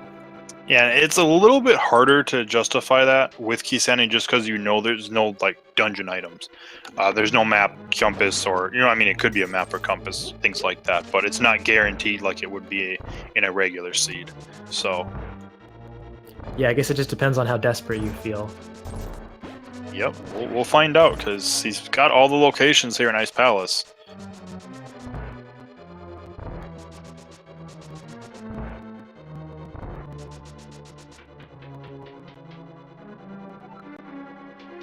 Just needs to make his way to Cold Stare and finish him off. Mclagging's about to start his blind fight here in just a few seconds.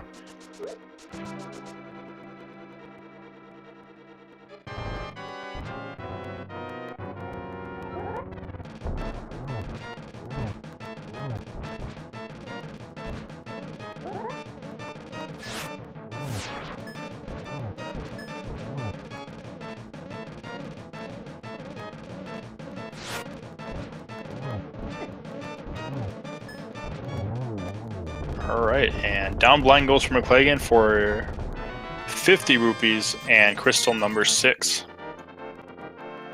Just as Matt starts his Butter Sword Cold Stare fight, they should be pretty quick here.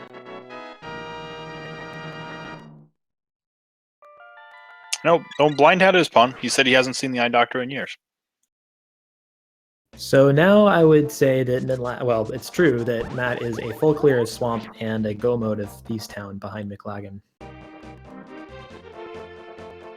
Yeah, so, yeah, about a dungeon and a half right now, and Skullwoods is not going to take much time at all.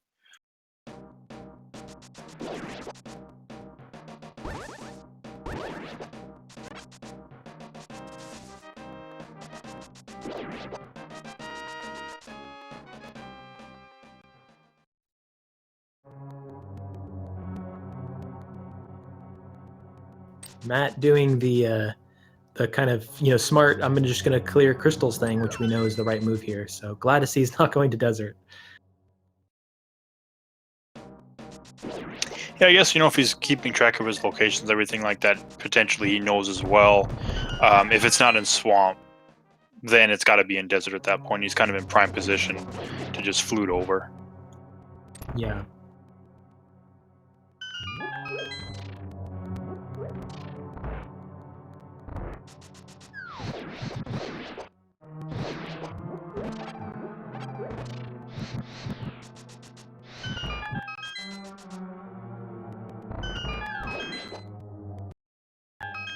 And Mclagging a couple rooms away from Mothula fight, the only boss where the Butter Sword actually does not do Butter Sword damage. It will do Tempered Sword damage.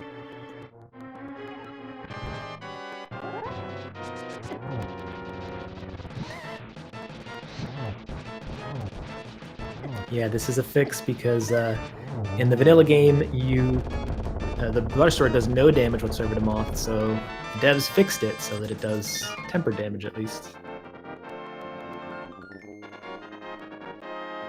Yep, and I guess that's because the Buttered Sword does the same damage class as the spikes, so Moth is immune to spike damage, so by nature he's immune to the Butter Sword. Moth is OP. Yeah, I mean, Ganon's weak to the Butter Sword and Silvers, and you can't use either one against him. He's worse than Ganon. It's just interesting because technically in the vanilla game you could soft lock yourself. because of that. If you defeated the 5/6 crystal, didn't kill Moth, but got the fire rod and continued on the rest of the dungeons. What's up, game? Well, I believe you could still use the hammer. So if you would have the hammer good at that point, so you could still do it. It's just you're not doing it with the sword anymore. Good point. But Mclagging does have crystal number 7. We're on our way up Death Mountain. He's gonna go to Ganon's Tower, and if you're just joining us, if you're hoping to see the basement, start putting numbers in chat. Don't do it. We already have a big key.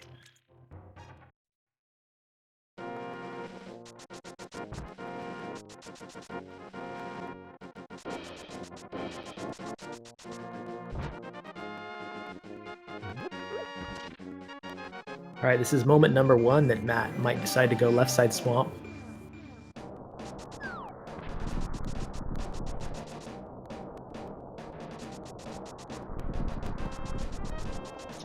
I think potentially if you were only looking for one item, then maybe just go ahead and gamble, and then if you don't find it, just go back in because it's not that much of a time loss. But when you're still looking for at least 2 items, I think that's risking a little bit too much. Yeah, it's not as likely you're going to find both back there, unless you've already decided to isolate the left side. Yeah.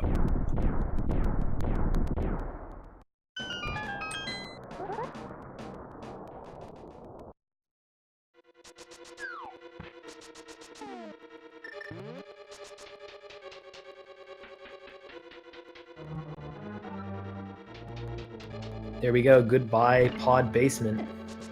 Hello, gauntlet.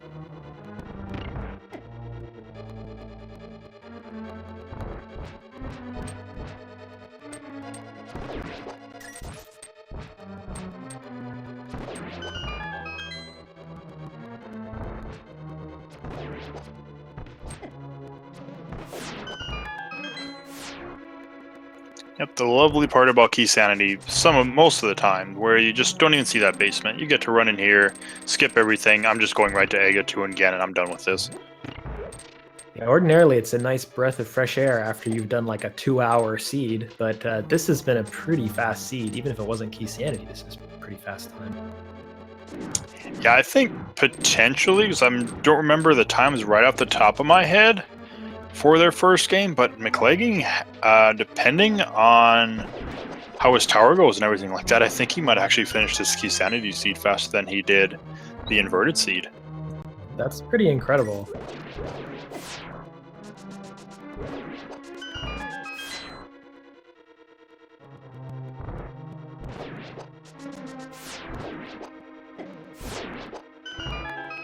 And the Zazuks in that room are behaving well, not going to the north side of the room.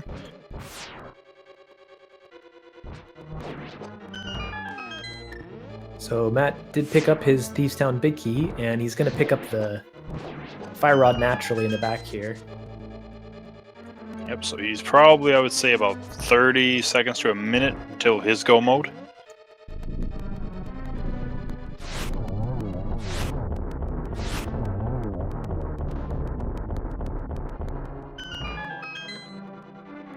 But Mclagging's Land Mold is technically not even a refight because we didn't even see it in Desert Palace this seed, but Land Mold 2 is down and we're on to the 5th floor.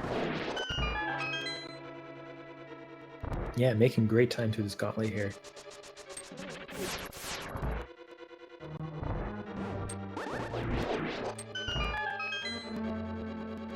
And Matt now in his go mode with that fire rod. Yep, no season go modes, like I'm done checking chests. Yeah, just nopes right out of that second chest. He's got the butter sword, he's got silvers and a jillion hearts. Yeah, the only thing you could maybe not even really need but want would be a mail upgrade at that point. But when you're sitting at 16 Heras, I don't even think you care about that either anymore. Yeah, and I think he might still have a blue potion as well. Or a red potion, or maybe both.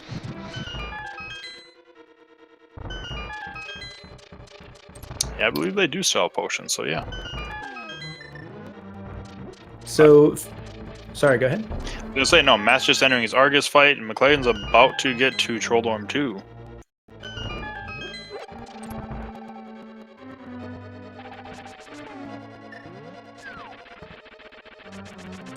I've got to think that Mclagging's feeling pretty good. I mean, he knows that he was on a god route for key sanity. There's not much he could have missed reasonably. But it's always like, you're always worried when your opponent hasn't finished and you're heading up towards Aga 2 and towards Ganon. You're like, oh my god, how close behind me are they? Yeah, because at that point you're kind of going over your entire route in your head, thinking, okay, what mistakes did I made? Because you're going to assume that your opponent made every decision just correct, and any mistake you made, they didn't make. And really, Mclagging's only big mistake really was the turtle rock dive, but Matt did the same thing, but he went even further into it. Yeah, I mean, I think it was a very reasonable play to have done that. And you could have skipped all of Dark Death Mountain. And that's the unfortunate story here for Matt, is if it came down to one play, it was the decision to do Dark Death Mountain before Pyramid. If he had checked Pyramid, he would have got those flippers, probably would have sent him on the right path, and the game would have been like all of a sudden neck and neck because of that again. Yeah, it really would have been, because they left Misery Mire relatively close to each other. If they would have followed the same route, which they've pretty much been doing almost the entire game, this would have been a very, very close one. Yeah, I don't blame it at all for not doing the Pyramid Fairy check, though. I mean, the density, the probability was up on Dark Death Mountain. But yeah, that's probably the one play that could have been different. But it's hard to do that in hindsight and with our god eyes, to say, oh, you should have done this, because it's not super clear. I'm not really sure in the moment from his perspective. I don't think that was the right play. I think he did the right thing. It just didn't work out. Yeah, some seeds it will pay off, some seeds it won't. But Mclagging starts his Ganon fight quickly to phase 2.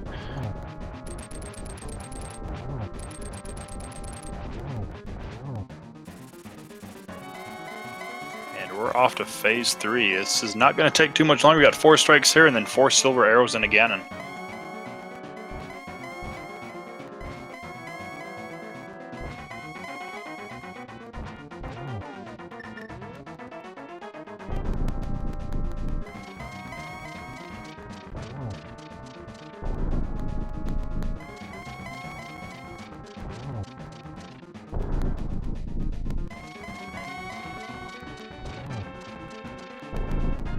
And there is the last strike. We got 4 silver arrows. There's one of them.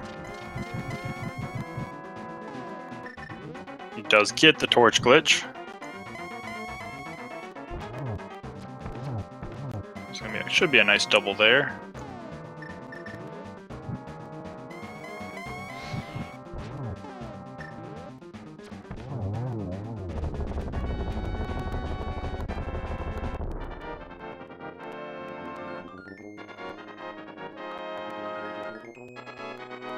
Now he's just got to get across the bridge.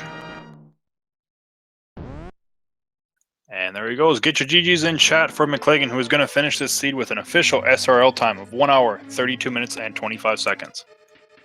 That is an amazing time for key sanity seeds. Yeah, that is blazing fast for key sanity. And we're going to see if we can get him in here for an interview, see what his thoughts are about Game 1 and Game 2.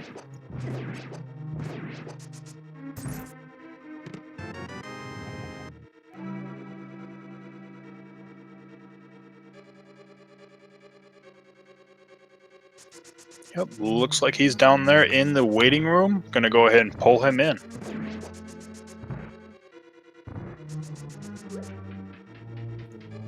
And we are joined by Mclagging. GG. Hey, thanks, guys. That was like not a key sanity time. That's pretty crazy. Yeah, I was looking, I was like, I just finished this faster than the inverted. Like, I was expecting to be here for 2 hours. So did you, when you were heading up the gauntlet, how did you feel about like where you might be in terms of, compared to your opponent based off of your routing and stuff? I was feeling pretty good. I know there's a few things I didn't have to, but I think most of it was feeling pretty good. So unless he stumbled on a even better route, felt like I should have been ahead on this one. It very narrowly came down to him just skipping all of Dark Death Mountain and going straight to Pyramid Fairy. but that ended up following you and going a bit deeper into Turtle Rock as well. So that cost him a bit of time. Yeah, it seemed like you were on the God route, and I mean, sure, you did do a bit extra stuff, but it all made sense, right? It was all stuff that totally made sense in terms of item density. Oh yeah, and then key sanity, you just have to hit all the big areas you can, hoping to find what you need.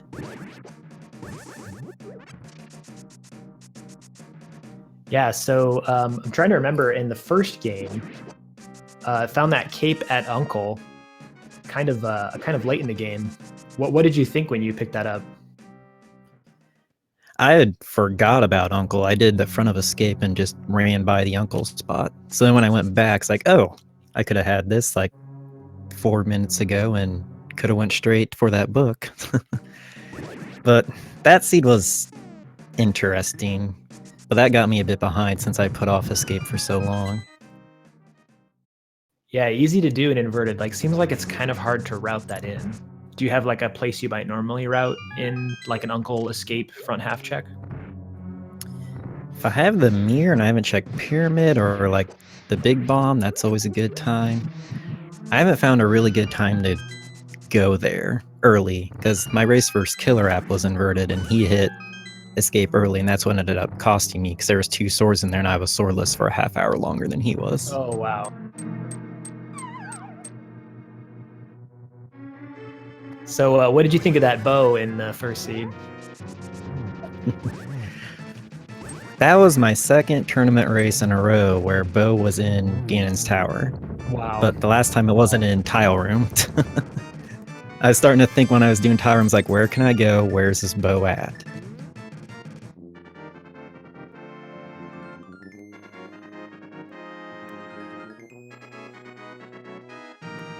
So you were in the Key Sanity tournament, correct? I sat the Key Sandy tournament out. Oh, okay. All right. I thought about joining it, but I ended up not. It's hard to be really competitive in this mode at times because you can get sent down a whole nother path and get behind by a good 20 minutes for someone else. Yeah. So do you have any thoughts on what you might, speaking of game modes, what you might veto for your third match? I'm not sure just yet. I probably would veto Retro because Retro just isn't as fun as Key Sanity. So like between the two, you'd rather do Key Sanity. Yeah, I'd rather do Key Sandy over Retro. So Matt, now having finished all 7 crystals, is heading his way up to Ganon's Tower. Also going to be finishing with a really good time, looks like, if he stays on pace here.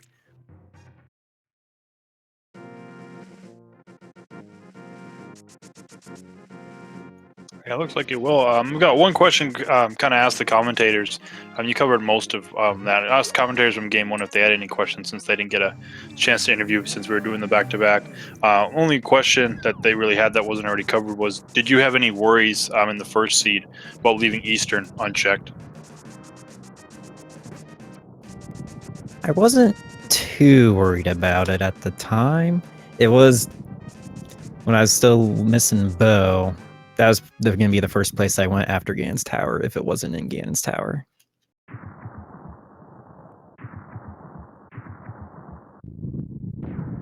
Yeah, it makes sense though to beeline. I mean, 22 locations that you can check. I think maybe a bit more if you include the tower climb. I can't remember the math there, but well, you wouldn't have the tower climb because you would need the bow to do that. But yeah, right. Between Big Key and everything like that's 23, well, 22, not including the Big Key because you got to find it. But yeah, technically 23 chests in there. Yeah, when I opened up the big chest and I still don't have the bow, I was very, very worried. And then just sitting around in the tower room was fun all that whole time. Gave you all that time to think, and then it's like, never mind, you can have the bow. I feel sorry for you. Yeah, I just wanted to be mean for an extra 40 seconds before I know if I have to leave or not. How about that Ice Armos without the bow?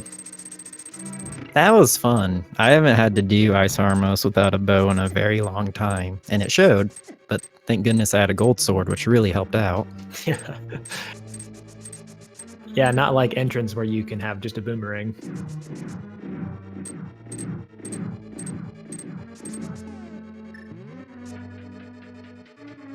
So Matt opting to go for Fire Rod strats in the gauntlet here. Makes sense. Half magic. You got magic to burn. Oh, the puns. I didn't even intend that one, to be honest. Both of these races were really nice. We both had gold swords, silvers, mail upgrades. Like, we're sitting comfy at the end of the game, at least. Yeah, for a double header, pretty cushy. And then to get a short race for the second seed. Yeah, Matt didn't find a mail upgrade here in the second game, but I'm sure that early mail upgrade in the inverted seat, I'm sure you were happy about seeing that, though. Oh yeah, and inverted, if you get blue mail right away, that's just the best thing you can find.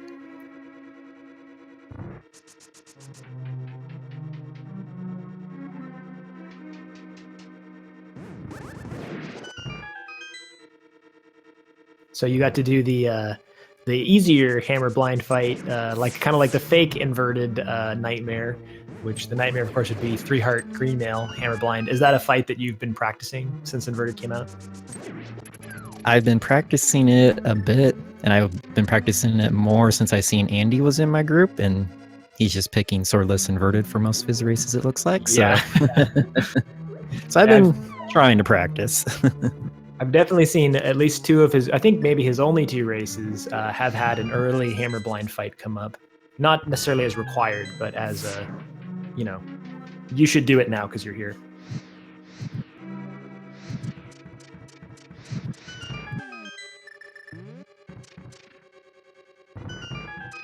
Alright, well, Matt makes it past the last room that requires magic, just has to get through Trolldorm 2 and a couple rooms, and then Aga 2 and Ganon.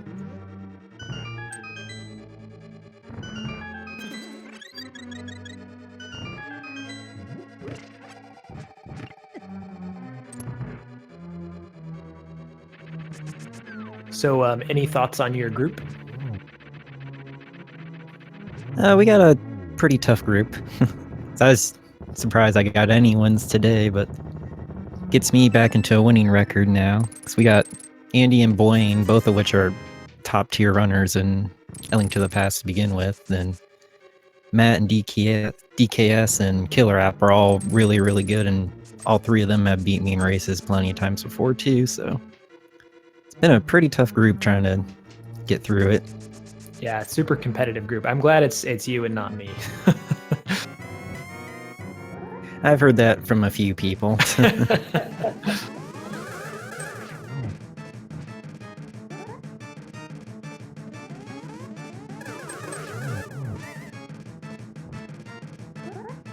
But then the upside is you get to race against some great opponents. So Well, that's true, and Andy's a friend, so it's going to be fun when we do our races too, either way, no matter how they turn out.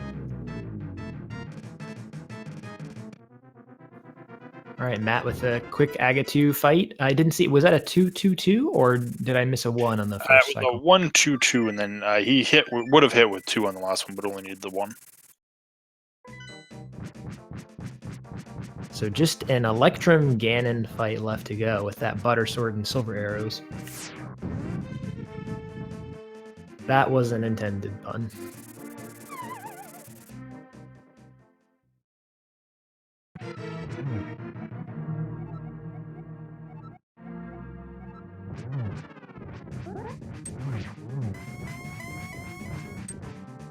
You know, just seeing that hint off Ganon, I wonder if he's foreshadowing inverted at that point. Oh, I missed the hint. It says when I take over the light world, I'm going to parade all my monsters around to show the might, or show my might off, basically. It's like, well, I mean, that's kind of how inverted goes. Good point.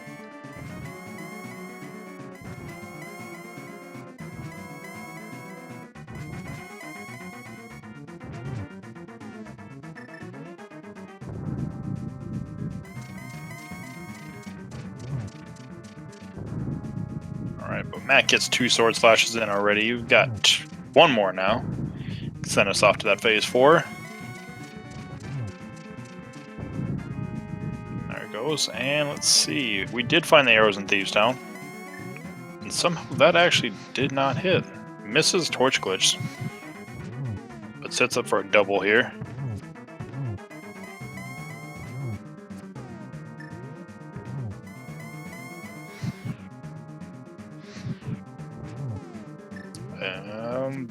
Yep, that does it. Matt takes down Ganon.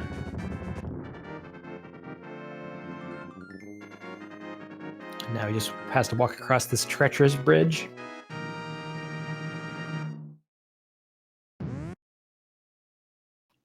All right. Get the GGs in chat for Matt, who's going to finish second place this race with an official SRL time of 1 hour, 44 minutes, and 49 seconds. Also a really great key sanity time.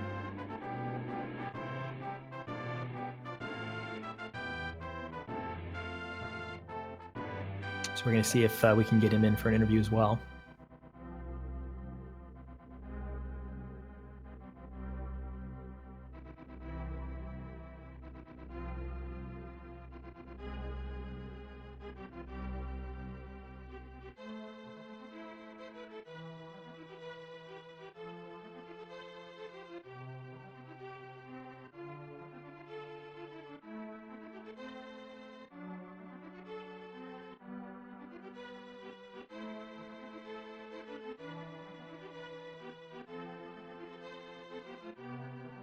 So noticed you putting together some stuff in Pod Mclagging with the keys in Palace of Darkness.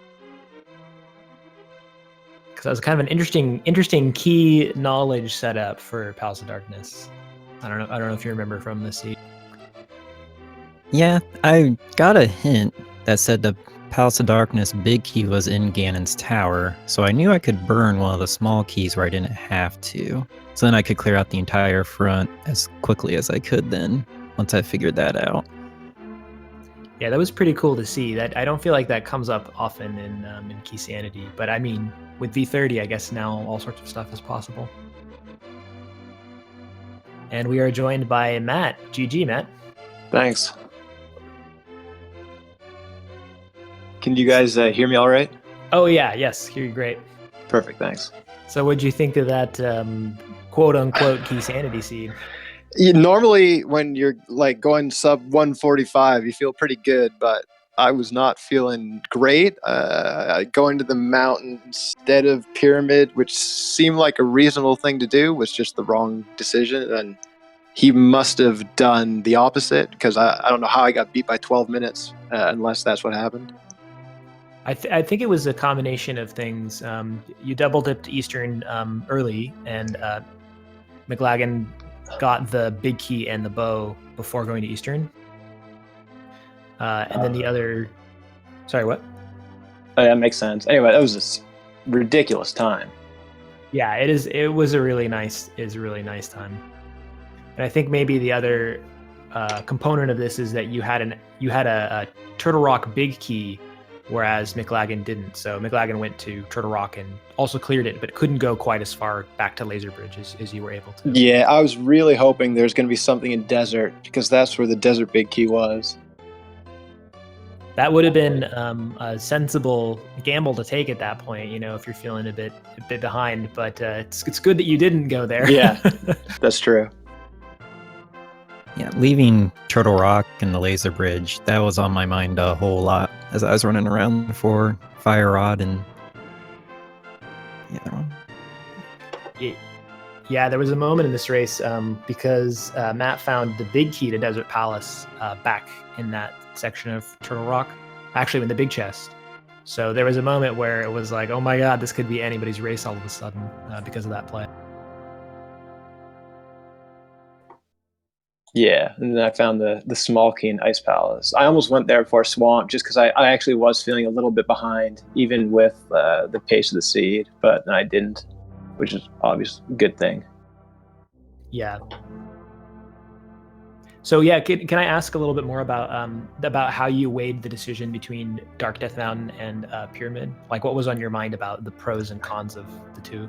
I mean, Pyramid had, what, 4 items, if you include the Castle Tower, and then Dark Death Mountain has, I don't know how many, but 6 plus whatever was in Turtle Rock plus Spike Cave. It's just the odds seem to be. I thought for sure flippers were going to be in Turtle Rock. I was like, that's got to be what it is. I'm going to go there because we had the medallion.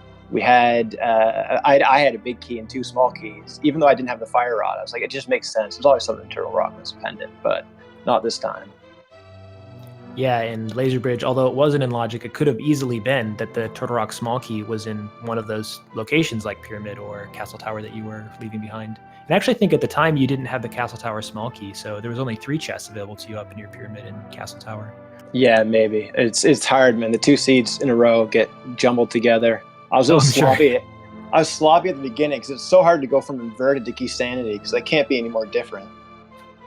I was about the same. It's like, I'm losing time everywhere. I missed Bonk Rocks the first time I ran by it. It's like... Yeah. Yeah, speaking of back-to-back seeds, so I wasn't commentating the first race, but I was watching. So what happened with the portal there in Misery Mire and Desert Palace? It seems like you kind of changed your mind. I'm just in inverted. The 2 hardest things to get used to are mirroring from the light world to the dark world and the flute. And so I got out of desert, and then I'm trying to remember exactly. I mirrored because I was going to go somewhere, and I was like, wait a minute, I haven't checked Agna. And so then I went back, and I was like standing on top of the rock, and I mirror bombed. I was just like, screw this, I'm just gonna skip Agna, and because I had a bunch of other high density places, and then it turns out that was the one spot with the item that I needed.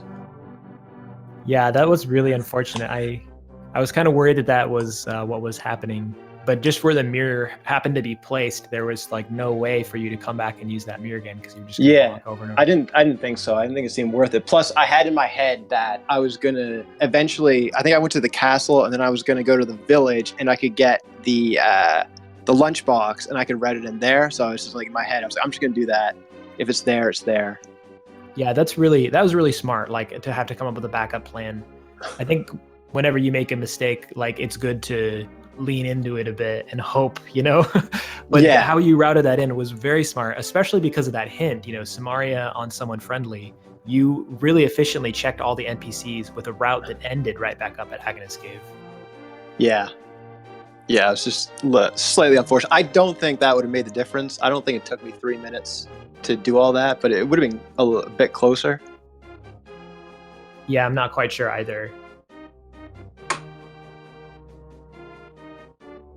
But how about that Ice Armos, though? That was awesome. I love doing Sword Beam Ice Armos. Ever since, I don't know where I saw somebody do that, but it's like because I remember the best way to do it, in my opinion, is Fire Rod, but I didn't have any magic, so I was like, oh, whatever, I'll just Sword Beam. And then, so after the cane, I was feeling a little bit behind, and then when I found the bow in Tile Room, in my head I was like, oh, I hope he skipped Tile Room, because I think that might be my only chance, because sometimes people just dip out. Oh, like they check the basement and key sanity, and if they don't get to go, if they don't get to go, then they leave without even checking tile. Yeah. Yeah, I guess I have seen that before too. Yeah. Yeah, that was a pretty close one. Yeah, it was a lot closer than this one. I mean, this close. This race wasn't that far away. I mean, it's interesting how some small decisions ended up having big time consequences, which is kind of the name of the game with key sanity sometimes. Yeah. So yeah, for this match, this was my pick, and I kind of had in this group, I'm having a hard time choosing which mode to pick because everybody is so good that usually I would go with something just like straight up open if I think somebody's way better than me. But I thought we were like fairly evenly matched, and then I saw that he didn't compete in the Key Sanity tournament, and I think I'm okay at Key Sanity, so that's why I picked it. But apparently it was the wrong choice. I don't know. It's also hard to say. I mean, I've been seeing that a lot in the tournaments where other people will win on another person's pick. And like maybe statistically, you never know. Like maybe if you played 10 games or something, then it would average out. But you never really know. Yeah, it's tough. But it is fun to see such different game modes back to back. Yeah, I really like inverted because I've been practicing a lot of inverted because there are 2 people in our group that are only picking inverted, and Andy's picking swordless inverted. So I was like, I should better learn swordless inverted. And actually, I ended up picking that against Killer App yesterday just because I've been practicing it so much, and I really started to like that game mode. Yeah, me too. I'm a big fan of that.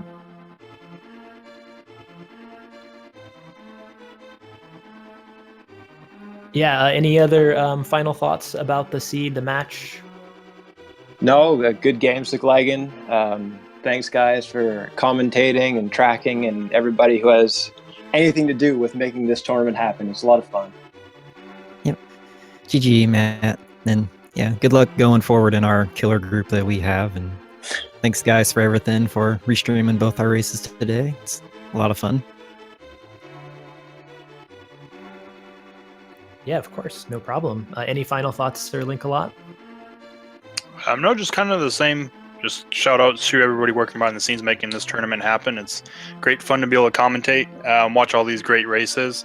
Thanks to co-commentating with me on this race, the race 2, and then thanks to tracking for the race of Mind of Me was our tracker today. Yeah, thank you so much. Key sanities are really hard to track. A lot going on.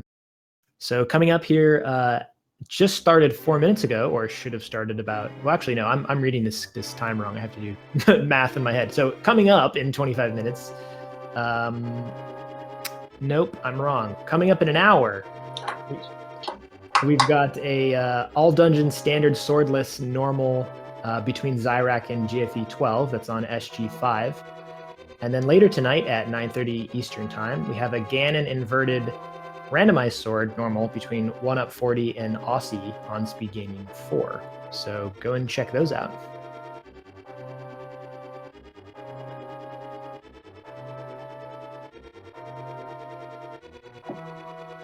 But other than that, thank you both to our runners for putting on a great show. It was really fun to watch this doubleheader and to get to commentate part of it.